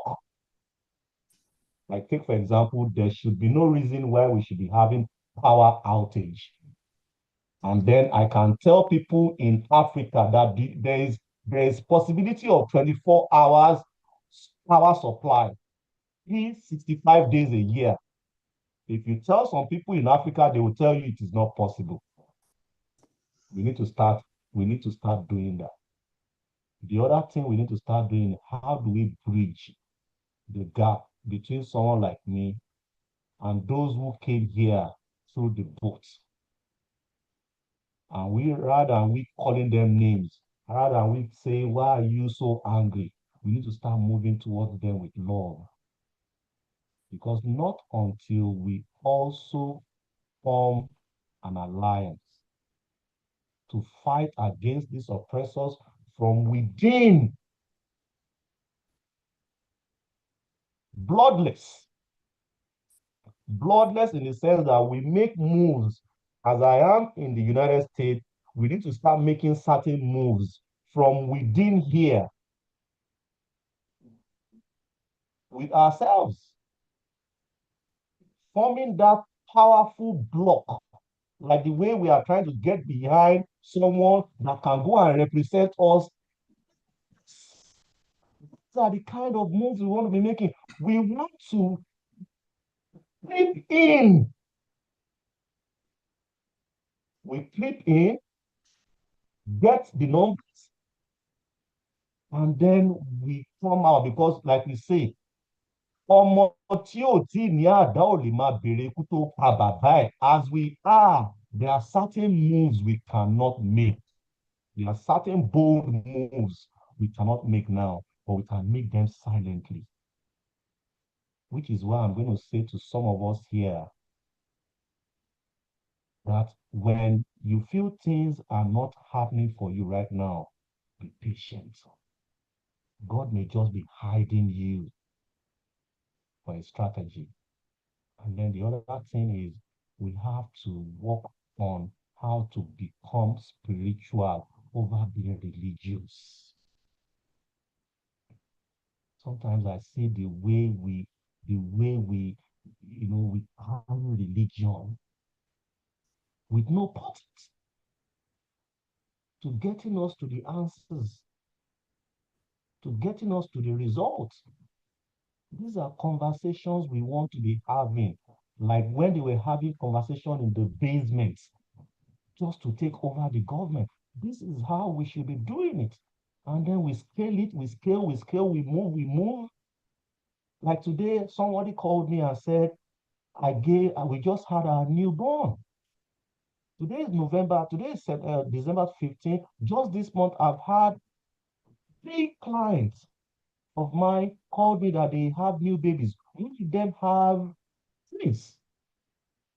Those are 4 children that God has added to our community. What can we also do to making sure that these children are growing in a way to understand what the mission is, which is getting these guys accountable?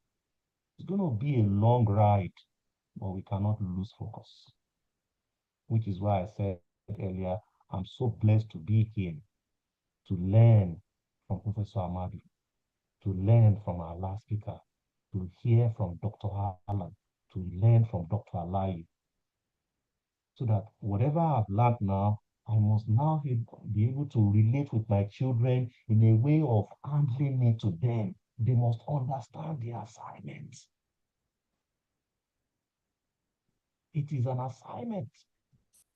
And that's how we have to say an assignment to first know who we are.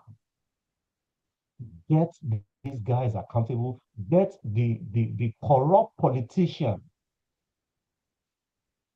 corrupt businessmen that we know. Dr. Aluya said something about how some of us are making this money that they have stolen work. A lot of businessmen are helping this guy to making sure that their money keeps multiplying. We have to get these guys accountable. Dr. O, thank you so much for this platform. I mean, it says Medical Monday, but look at what we are discussing here. Because Nigeria is sick. I'm really praying that, platforms like this can really give our nation and our continent and the Black nations around the world to where we should be. And I'm just going to say this to end it, that when something is being attacked, it carries so much is why it's being attacked. The Black race is facing this attack because there is what we mean to the world that we live in. It's spiritual. And I'm hoping and praying that in our lifetime, we will continue, to see the rebirth and, our race being strengthened. And again, I want to thank you, Dr. O, for not being tired. I mean, you flew to Nigeria with everything you did on the plane, you are still here. And I would always pray for you that before you leave us, you would dance. You would dance because you would see that Africa is rising. You would rise. Amen. Indeed prosper. Thank you so much for having me. Amen. Amen. Thank you so much. Thank you. Thank you. Appreciate you. Wow. 5 points. I wrote them the best I can. Tweak them. So, Mr. Tio, the floor is yours. Okay. Yeah, I finally unmuted. Thank you so much. You're And welcome. thank you for all you do. So now all I wanted to add, I mean, everything has been said, right? But I believe Nigeria is so blessed. It's one of the most blessed countries in the world with talented manpower all around the world, just like you. Any hospital in America, Europe, Saudi Arabia, you go to, Nigerians are there, and they are some of the best. So Nigeria, I believe we lack leadership. The issue of leadership, dedicated leadership, patriotic leadership. Nigeria is full of leaders that are focused on their segment of the country only. When Tinubu came in, even though I'm of the Yoruba extract, he came in and said, Emi Lokan, it's my turn. That was, well, welcomed, in fact, and celebrated by some segments of the country. But we shouldn't be, selecting leaders, by by the process in which he came in terms of a group of powerful individuals basically overriding the democratic process that's in place and just self-selecting leaders. And so I believe Nigeria has all the ingredients for a successful country. But the example being set at the very top trickles down. When a leader is elected and you bring in a group of individuals that are loyal to you and not to the country, and the corruption that starts from the top just permeates all the way down to the bottom. So Nigeria is so corrupt that nothing works. But that's because of leadership. Now, Nigeria has all the resources, but nothing can be brought together for the benefit of the citizens because of leadership. Now, in the US, a lot of us come here and live comfortably, right? But they had leaders like George Washington that sacrificed, fought to get the British out, and became president. After his term ended, he left. And he left a country that was able to continue even without him. Now, Nigeria just basically lacks that type of patriotism in our leadership. We had Buhari previously. Now, Buhari came in and with the promise of ending corruption because Nigeria was totally corrupt, right? But instead, he exacerbated corruption. Case in point, I had a niece that was friends with one of his family members. She's a doctor now here in the US. She went to Nigeria to, and stopped to visit at Aso Rock. When she left with a big bag full of fresh currency. And Buhari's brother-in-law was the head of Nigerian Mint. And basically, Nigerian currency became, almost a family resources. People come in there, and she left with a bag of thousands and thousands. It took her a while to even count how much money she took from there.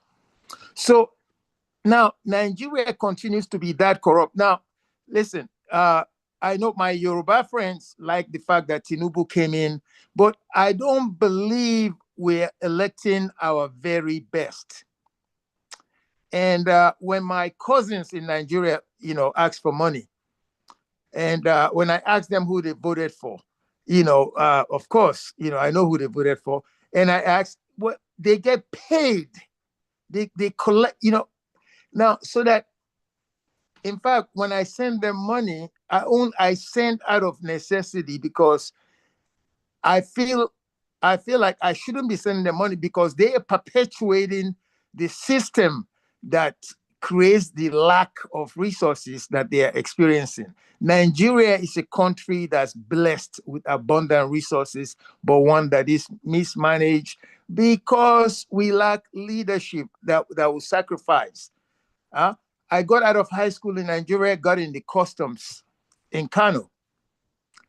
And the first thing I learned was going out and collecting money daily, collecting the equivalent of the monthly salary, which I never even picked up. I ignored my checks, because as a fresh high school graduate, I had more resources. I can just walk out in the morning, go to the customs barrack, get in a Jeep, and we go collect money.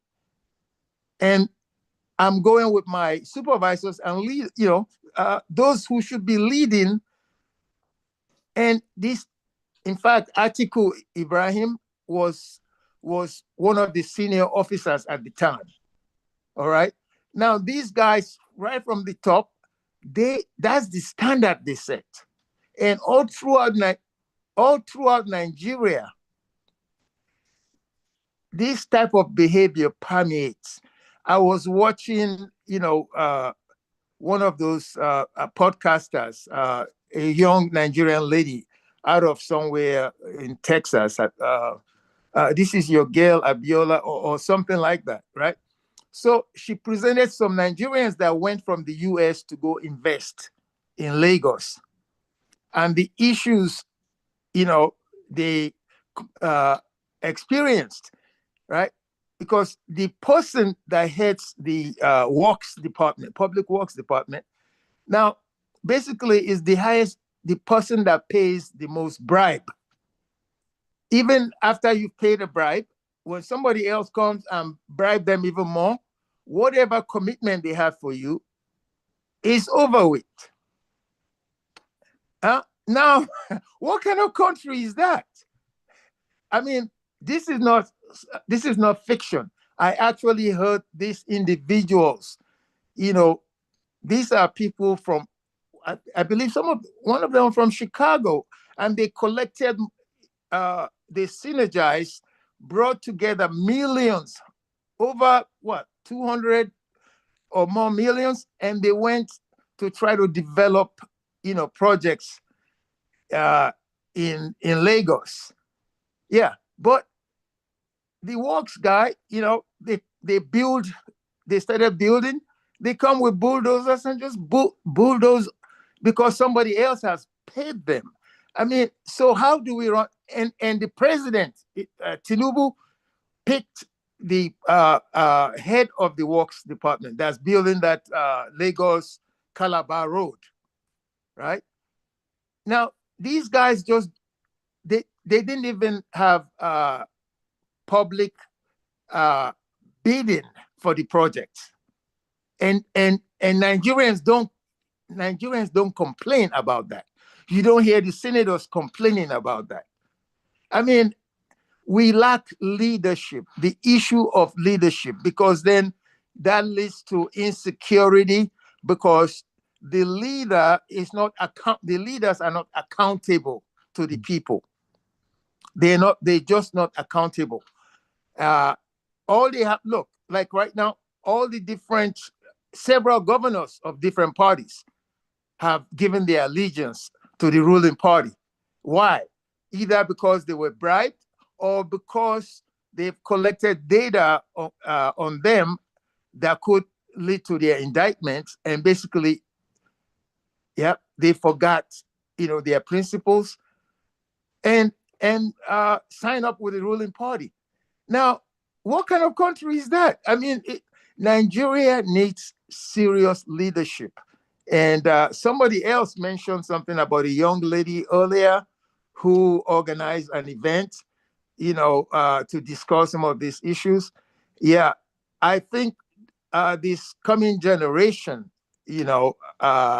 yes, those are the issues, or at least they are well positioned, to lead us through that. Because for our generation, I mean, I'm amazed. A lot of us came out here and got advanced degrees and what have you, and go back. I called one of my friends one time. He came here. I mean, we went to school together in Nigeria. He graduated from ABU, came here, went to NYU, got advanced degrees, went back, became permanent secretary. So a few years ago, I called him. I said, hey, Nigeria is getting nowhere, and we have people like you there. Why aren't you doing anything? Now, his sister-in-law was the finance minister at the time, under Buhari. So I asked, he said, hey, Tony, he said, listen, these guys, if you don't join them, they will frustrate you. And he said, hey, he just left the government and he's not going back. You're lucky if they don't kill you, because they also control it. I mean, they control their own thugs, including Tinubu himself. Look at the last elections in Lagos. You see thugs and the police working together, picking up ballots and denying, people from voting, right? So Nigeria, basically, like I said, we have a leadership problem. Nigeria doesn't have a resources problem, so that everything trickles down from that. So I'll leave it at that. Thank you so much. Okay. Thank you. Appreciate you. Well, hey, I appreciate you more. You've been doing this forever. Thank you. Okay. Thank you. However, I want you to know that Tinubu lost Lagos. He lost in Lagos. Because they know him more than the rest of the country. Yeah, but that was where people were being prevented to vote and all of that. So that was other parties that were doing that, and they did it in other places. So that's another thing. I wrote what you said. I kind of summarized, but I think we need to add that even our election process should be monitored better, should be done better. Right. Yeah. Did I articulate that right from what you said? Yeah, I agree, except that the structure itself, where the ruling party chooses the election monitor, right? So, I mean, it is corrupt right from the onset. And then we have a Supreme Court that's ineffective, that goes along with the highest bidder. Whoever bribes them the most, is, I guess, the decision in their favor.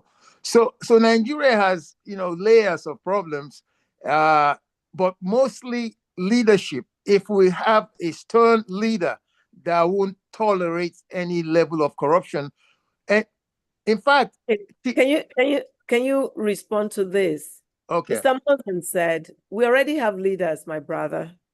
Identify and appreciate them, support them. So what's your response to that? We already have leaders, which, okay, well, my response is, so far, I mean, by their fruits, you shall know them, right? So we have leaders that come in, and in fact, some of the ministers that they selected, I remember earlier on, 1 year in, there was a young lady that was I guess, minister of something domestic or women's affairs or something like that. And basically the funds that were assigned to her unit to provide services for her department basically was misdirected into her personal account. And Wow. and nothing became of that. You know, it was well, the media covered it for a little bit. You hear it on Arise News and what have you, and it just went silent. And those, even the governors, they send, you know, in fact, Nigeria has serious structural problems in terms of the way the government is designed, right? So that first of all, with security, the Nigerian police has to be revisited, the structure of policing in Nigeria. That's another issue on its own. Each state, just like here, each state has their own state police, and each locality have their own policing system, but not in Nigeria. You have Nigerian police in Enugu, and you have terrorism there, and they get killed.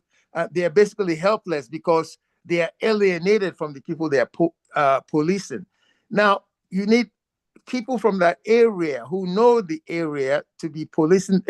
And then in terms of the structure of governance, the financing is still centralized in Nigeria, which gives the central or the federal government inordinate amount of power, and which breeds corruption. So that if resources in terms of financing of government in Nigeria is localized, each state can tax and collect their own revenue and send an assigned amount to the federal government, but not the other way around. Here you have to please the president, otherwise you're not getting adequate resources. And now you have all the state governors joining the central or the ruling party because they want access to resources. So Nigeria has some fundamental structural and leadership problem.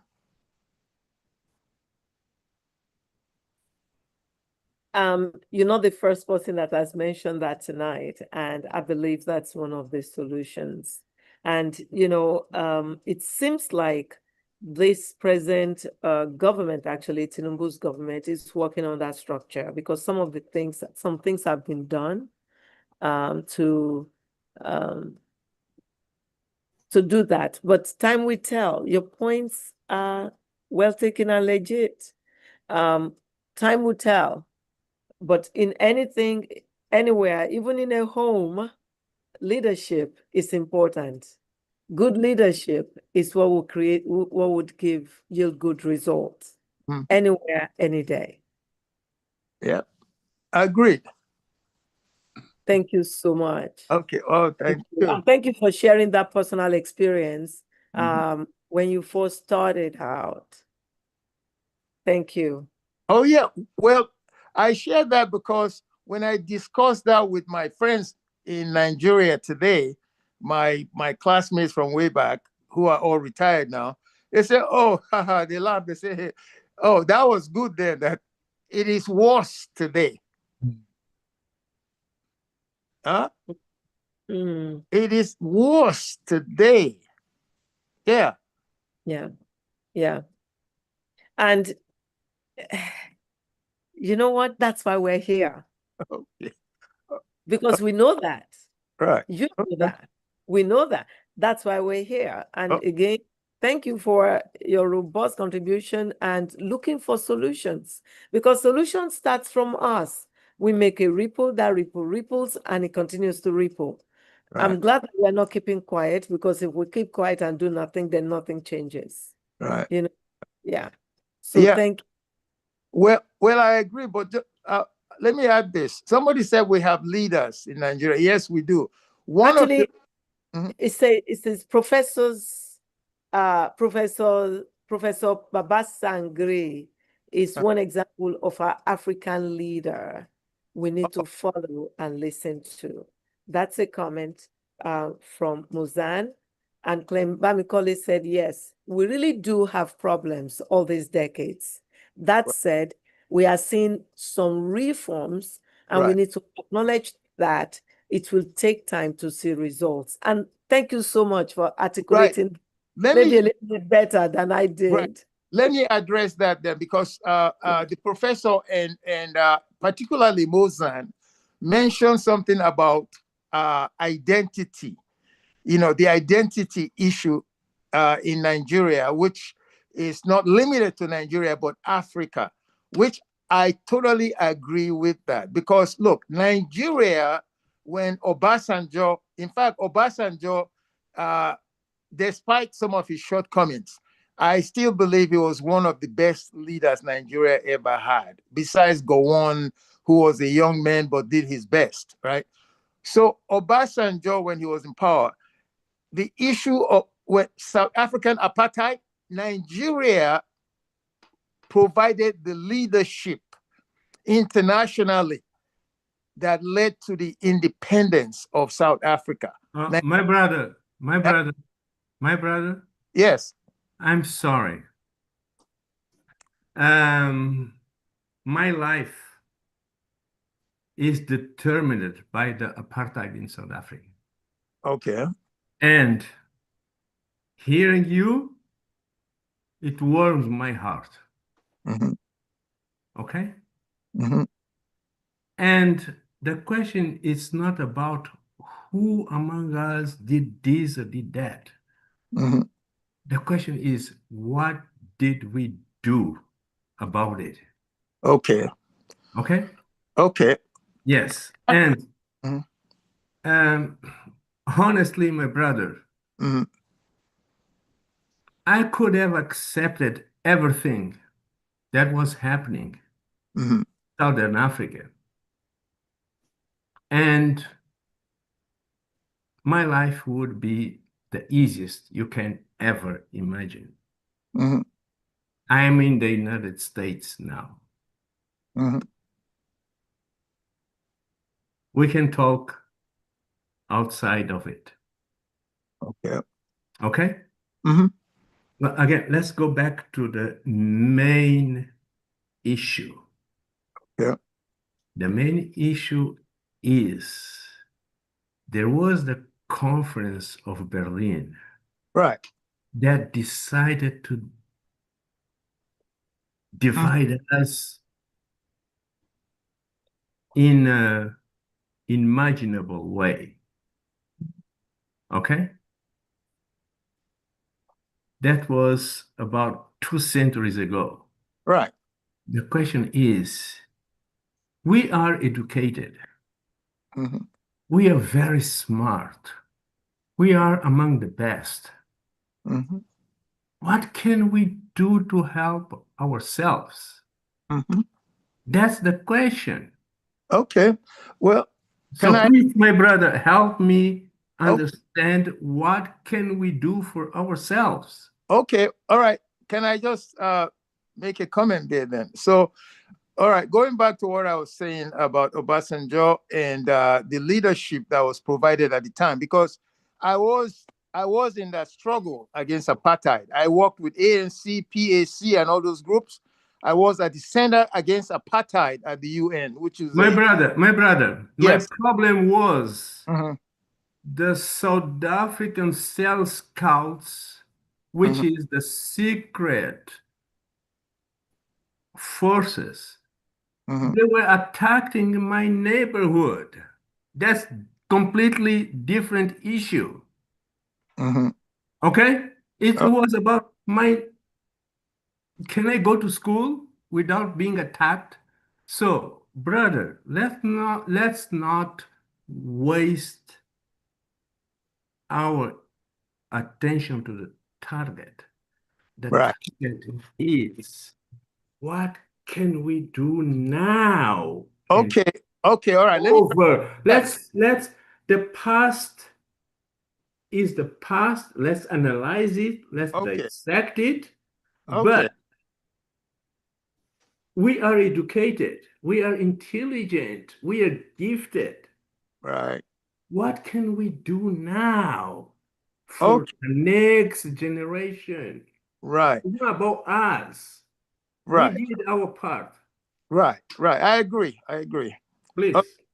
So let me preface that by saying that quoting Mandela. Mandela said, in order for Africa to be free, that Nigeria must get itself together and provide leadership.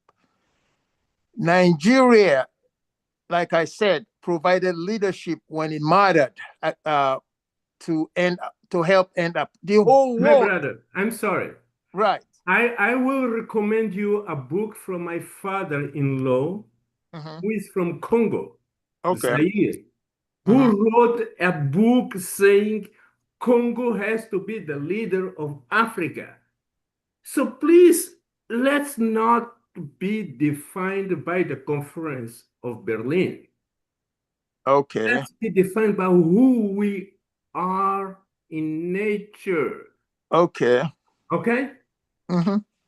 All right. Please, it's not about of pride. It's Right. about of what we do next. Okay. Well, it's not about pride. I'm only sharing my experience, and not monolith. You know, there are different perspectives, and there are different ways to resolve these issues. In fact, I have friends in Southern Africa. I have, in fact, Namibia. You know, a colleague who together we helped put together a fund for the University of Namibia right after apartheid ended. He's back, he's there now, and I'm still in touch with him. Now, the problems in Africa in general, in fact, we discuss this all the time.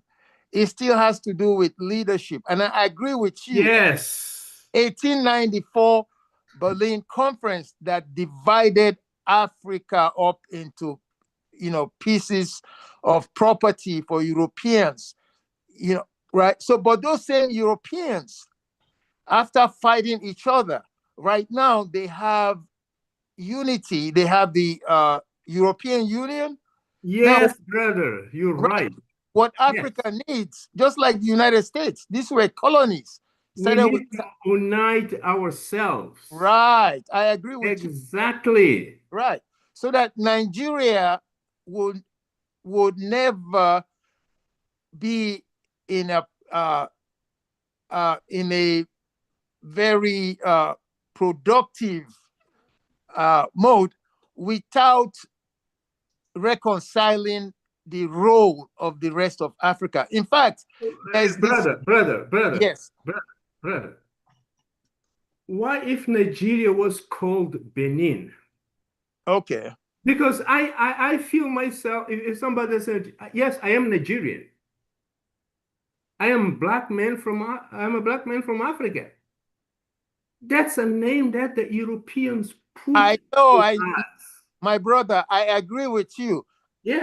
I am Africa first. I am an African. In fact, listen, I couldn't agree with you more. Look, I'm from Nigeria originally, but when I saw the suffering at that time, I was a student, a college student. I signed up to go to the UN Center Against Apartheid to help with the research, unveiling companies that were violating the sanctions against apartheid that the Security Council had put in place.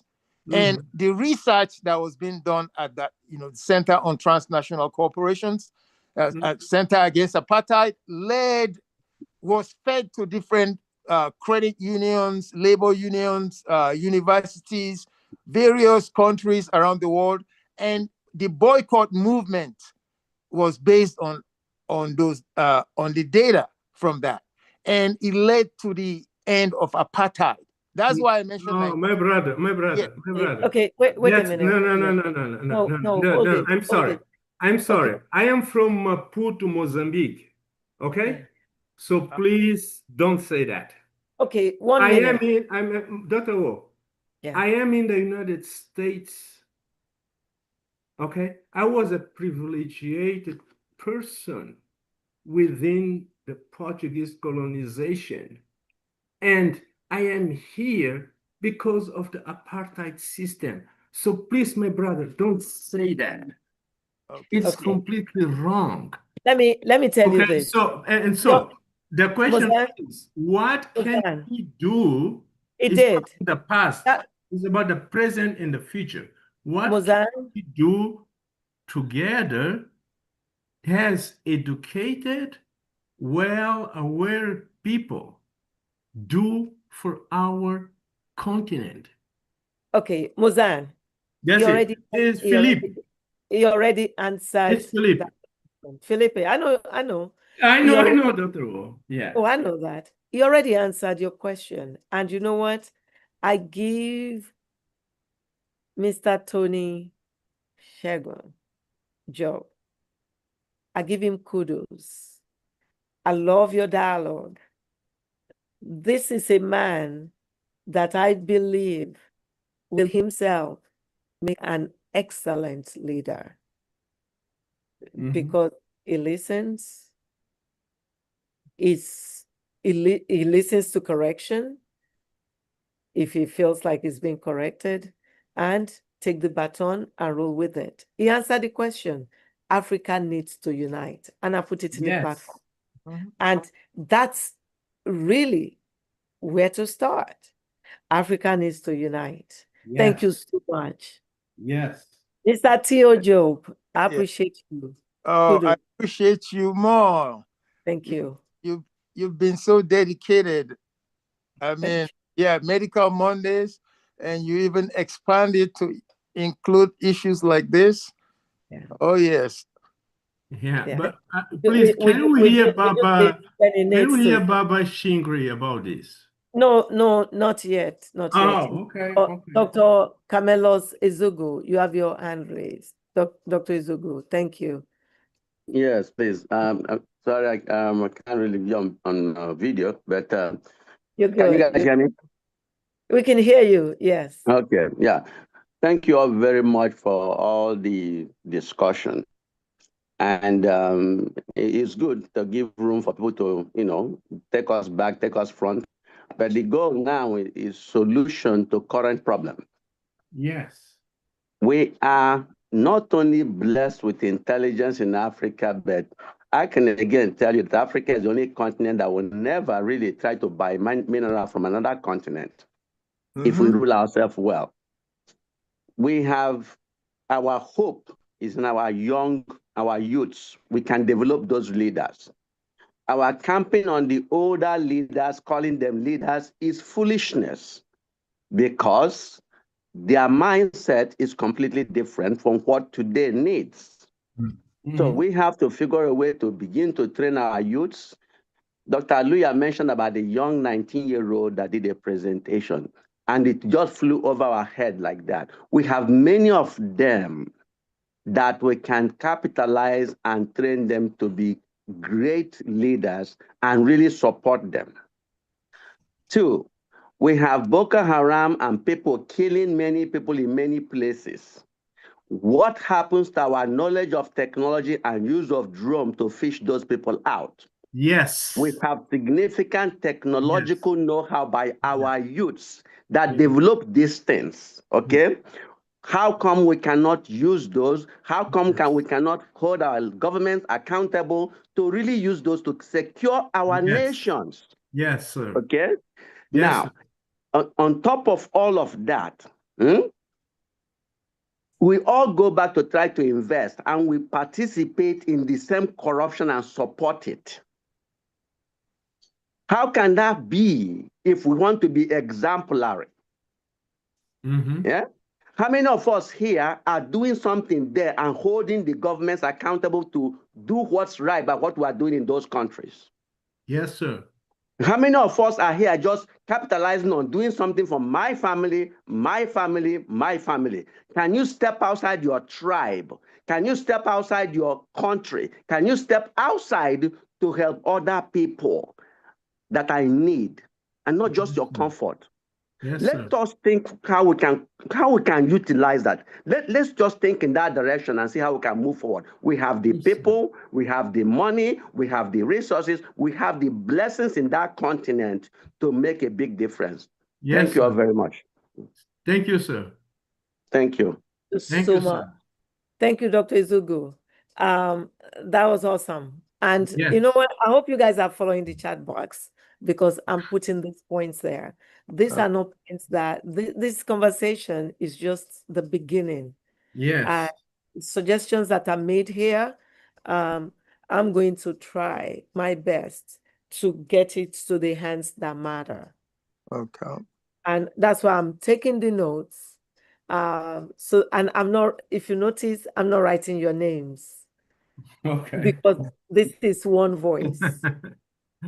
Okay. This is our voice that Yes, will be Dr. looking forward to people that matter to see how change can begin. Yes. Yes. It will. Yeah. It starts Dr. from O. us. It started. Yes. Dr. O. Yes. I have no word to express this correctly.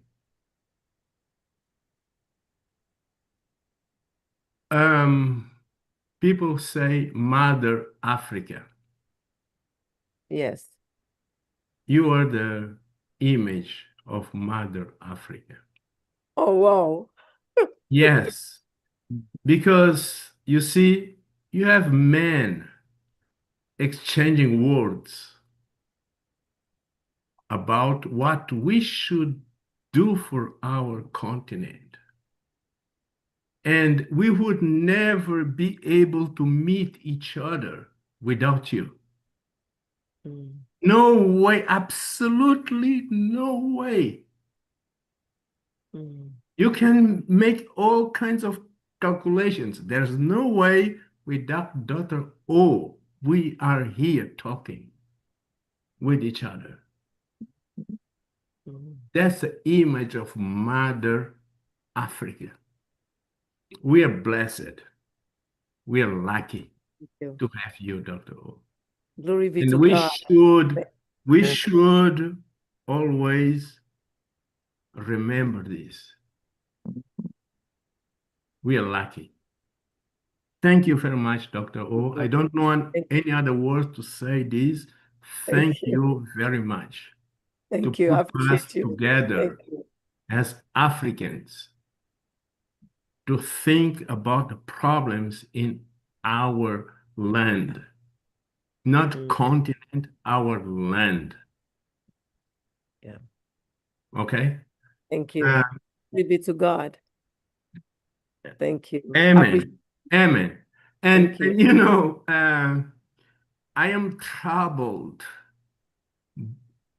about what our colleague said, you know, about God and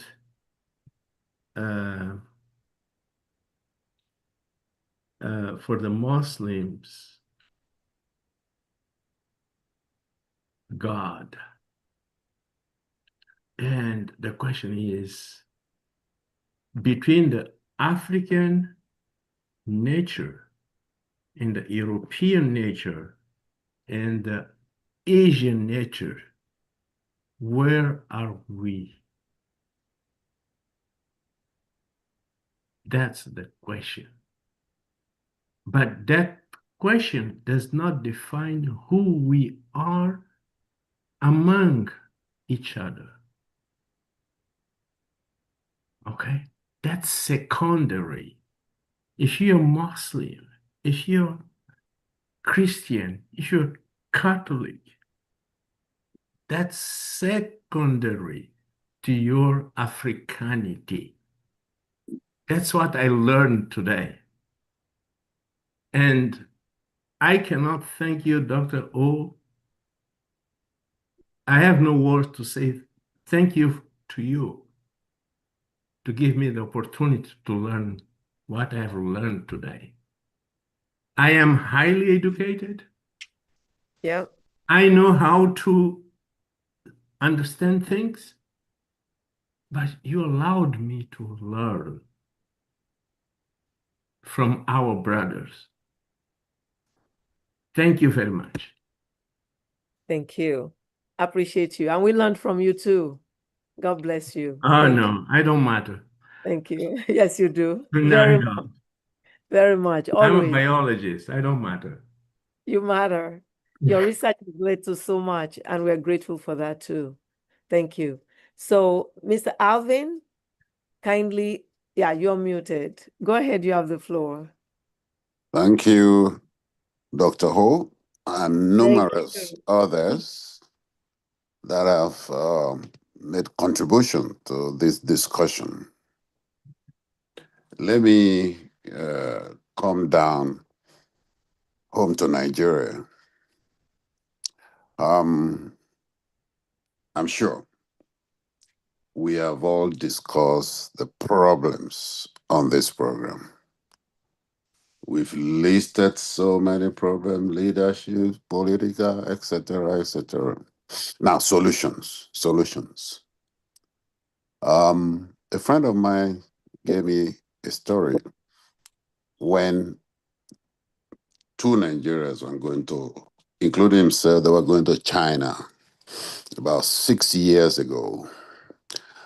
And the Chinese friend of theirs identified them and they went into a discussion. They were now asking, they were amazed, how did China do it to become what they are today? So the question we should be talking about, our answers should be, how are we going to do it in Nigeria? I'm sure many of the solutions have been suggested. Education is a very important one.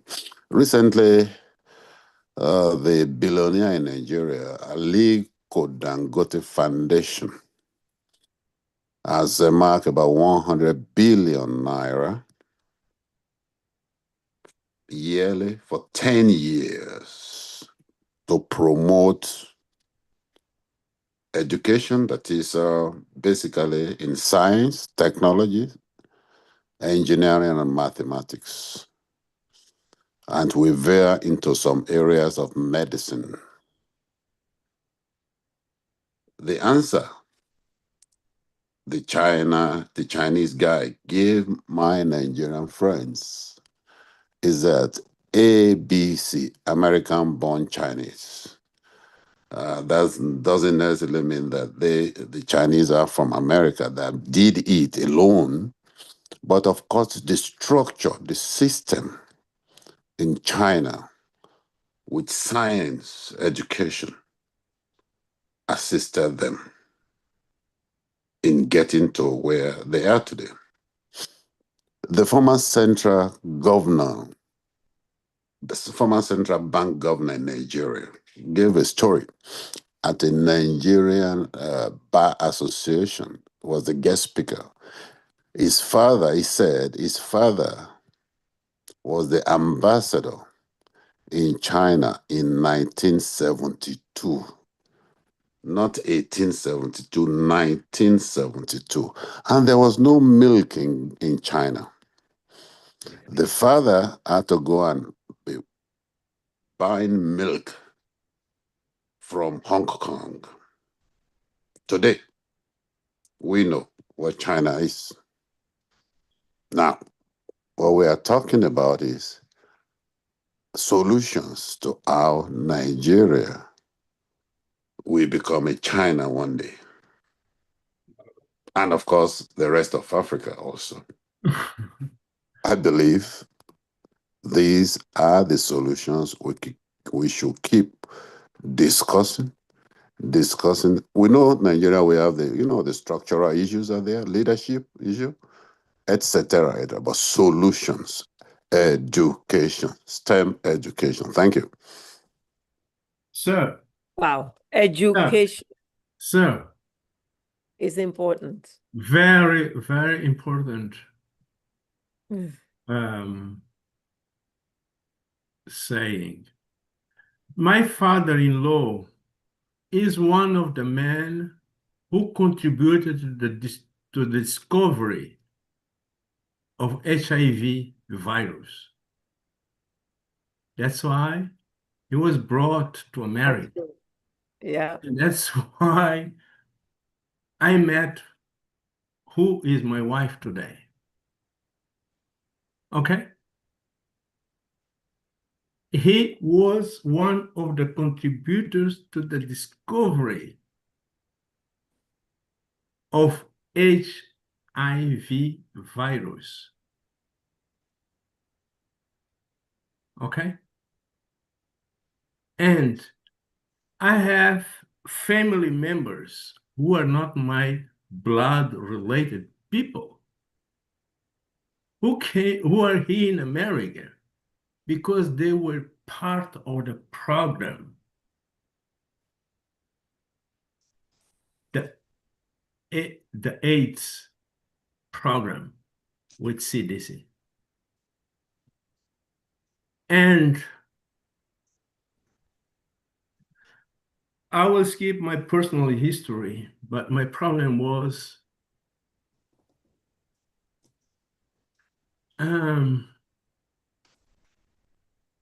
why Black people are not leading in science.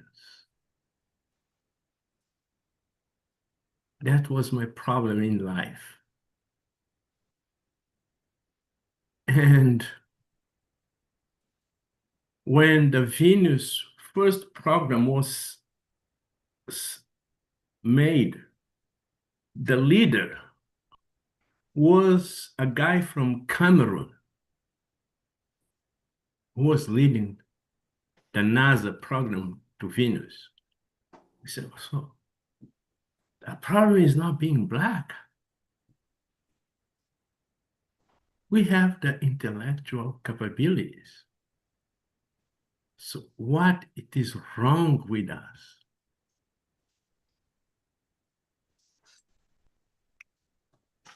Personally,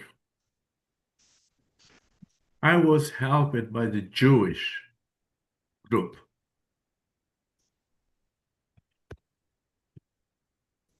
Are you there? We can hear you. Yes. Okay. So the problem is not being Black, being African. It's not, it's just the problem of the system. Why can't we create a system that works? You know, I'm glad you said that because you answered that question. You hit it on the head. It's the problem of the system. We know how electricity came to being. Yes. Who did that? And it's a problem of the system. And what was just said here about education is huge. Dr. Funshaw,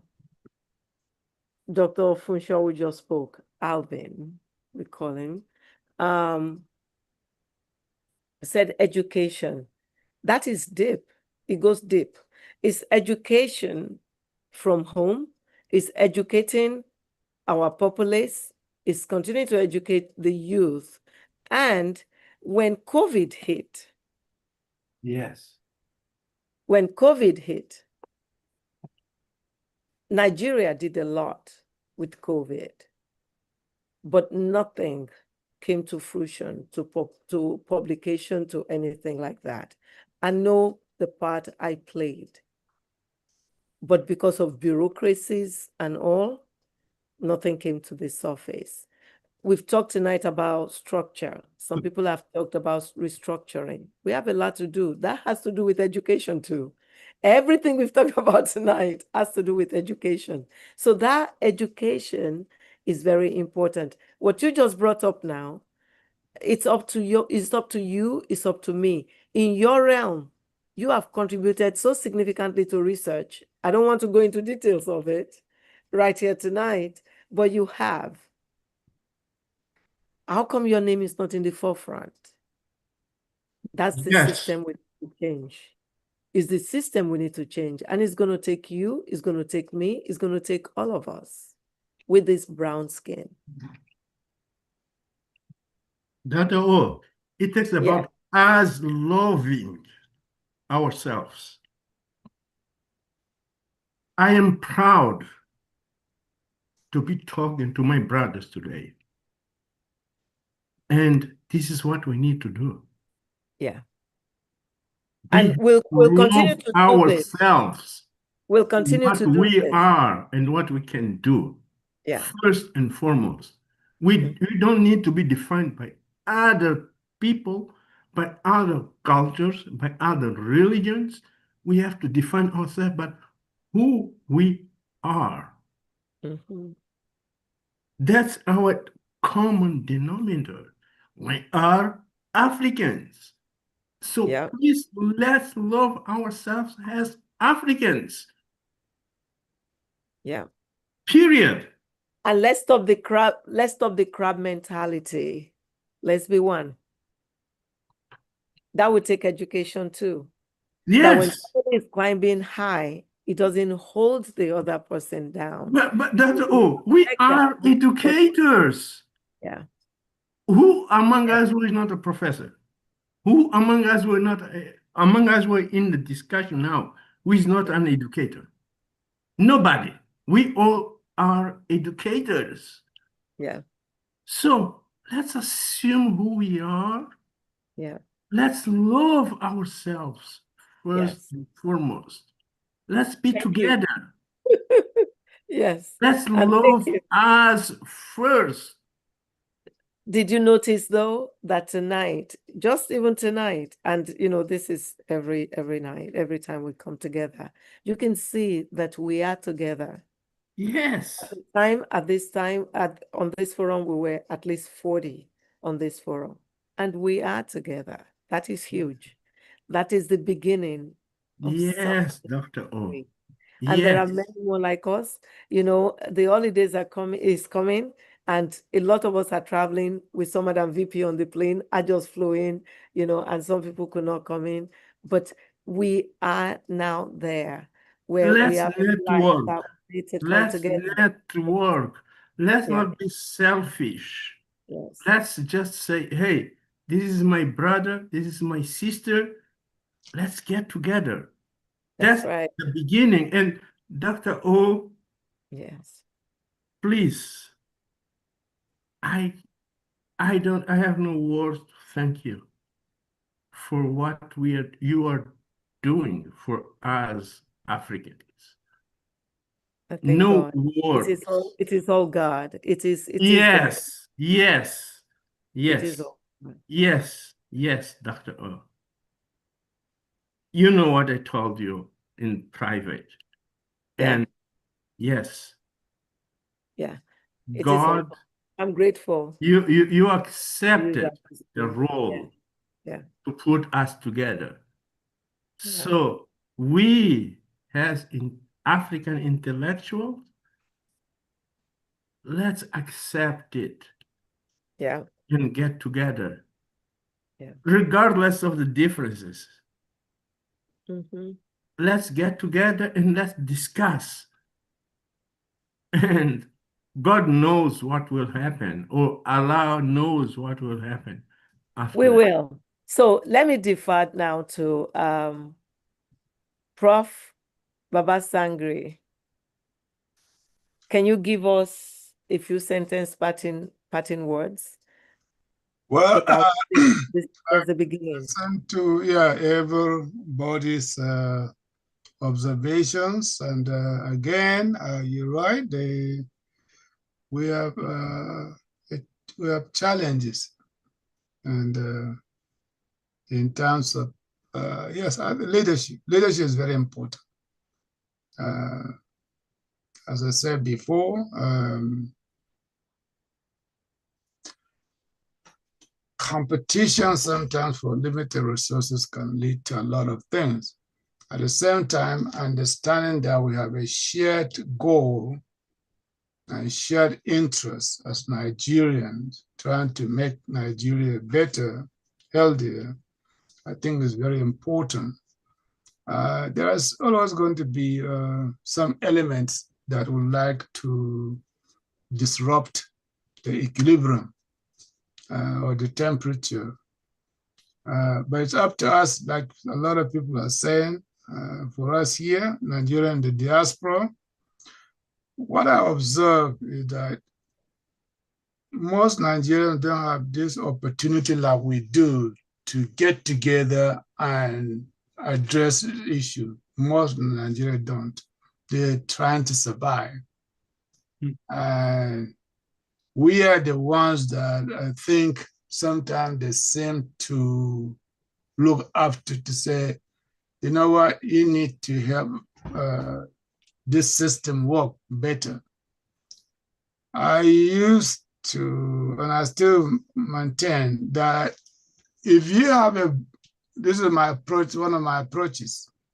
Those of us who are people in leadership in Nigeria, please talk to them. See how people are feeling. Put something in their ears. What we are discussing now, you put it in their ears. Hopefully that they will also put it in the ears of their colleagues, because that's the only way, one of the ways, not the only way, that I think that we can be effective, because hopefully they will listen to you as somebody close to them. You really sharing your views, making observation. Nigeria can be better than it has been. It's like it's going down, and people are saying, yeah, we have hope.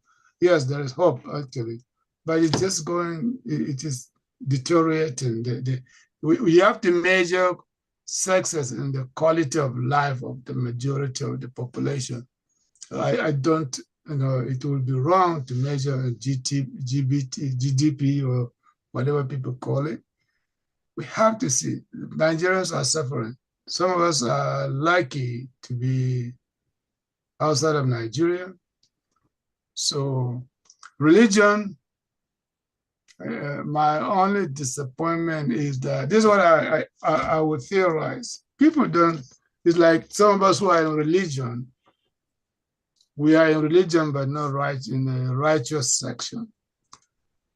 Christianity and Islam, I'm going to make a theory today, and somebody, hopefully, you take me on that.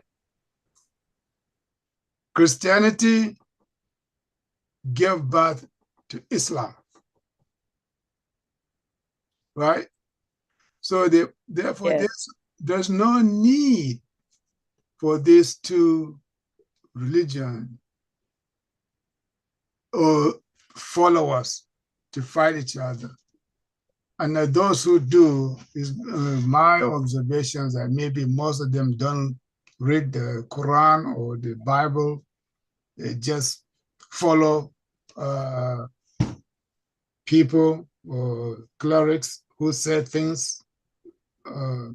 That's all I see. So hope for us that we are in the diaspora, we understand that while religion is important, righteousness is the most important. I think one thing that the Bible, I'll leave you with Matthew 23:23. Anybody who can read that. It says about the importance of Christianity is faith, justice, and mercy.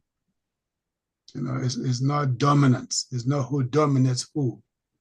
And so I leave you with that we hope that we will have peace. With peace, I think there will be development. But without peace, it's hard to have any kind of a meaningful development. Like Nelson Mandela said, freedom is meaningless without security.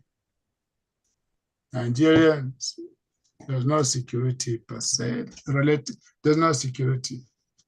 If you go home, you have to hire people to police, or somebody to be around you every time.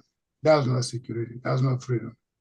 So I hope that we will also, I will contact me, that we will continue this discussion. Thank you very much, everybody, for your contribution. Thank you for participating.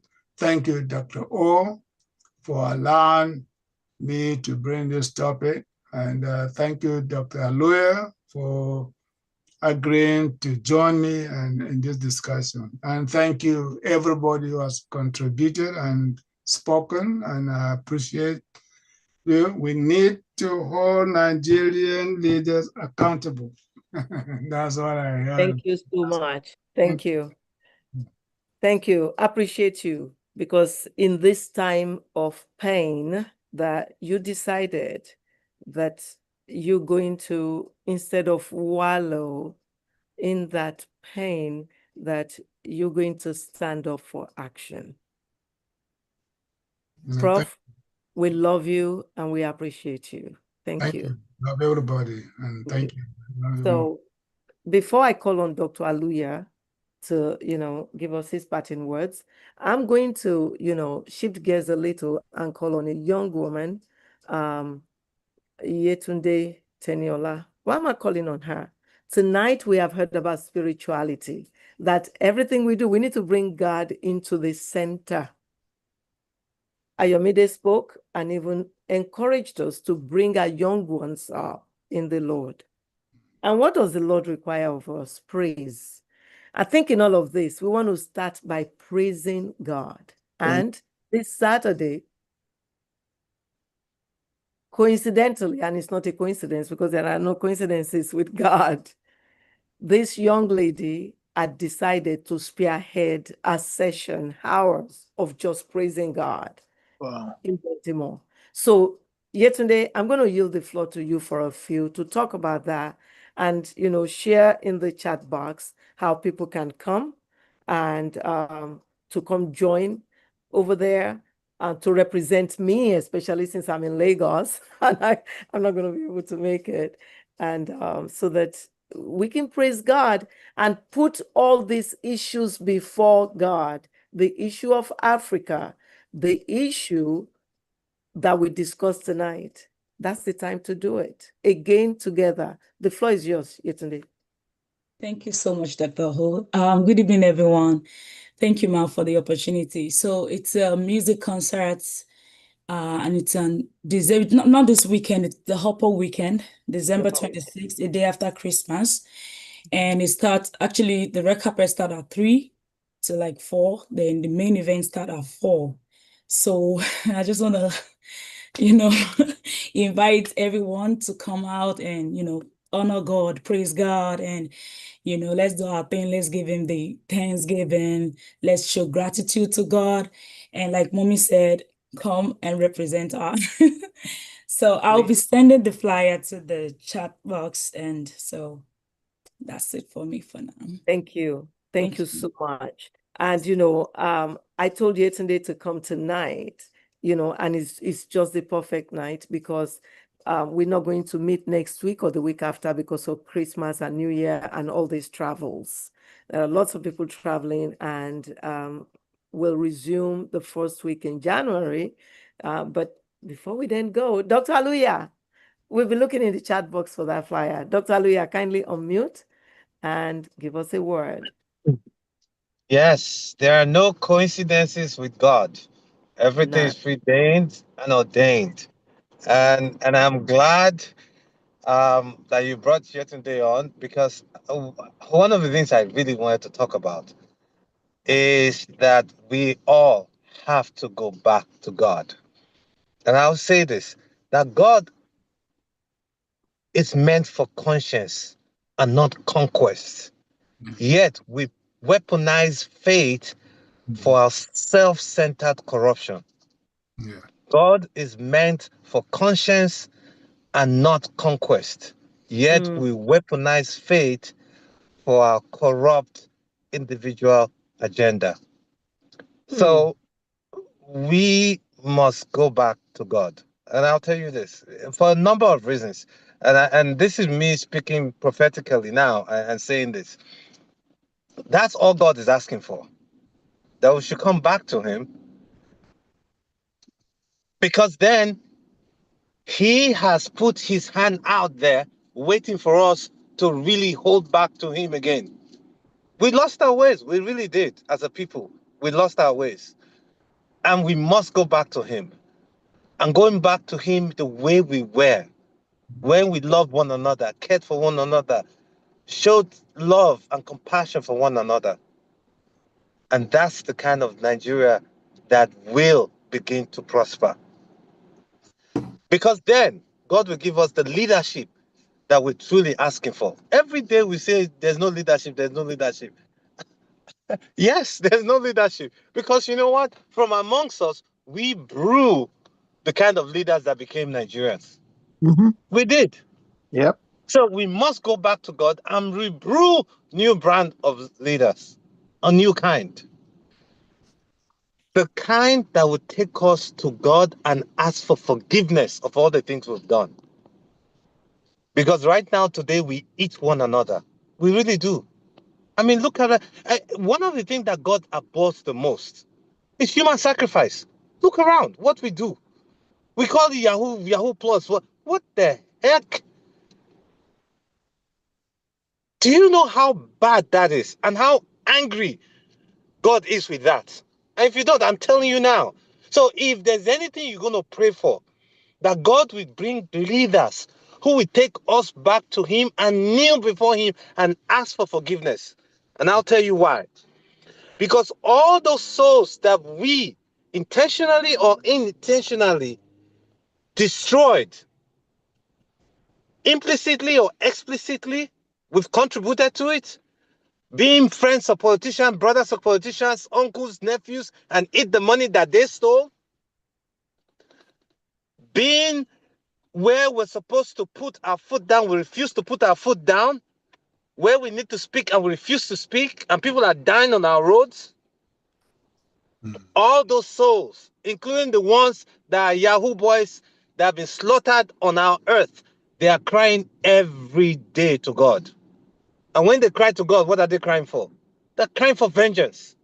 I said something earlier on, and I said it, it was prophetic, that there are people who have cursed this country, and they continue to curse the country even just before they die, because we failed them. So when you wake up every day, pray for the country, bless the country. And God would raise leaders who would take us back to him and beg him.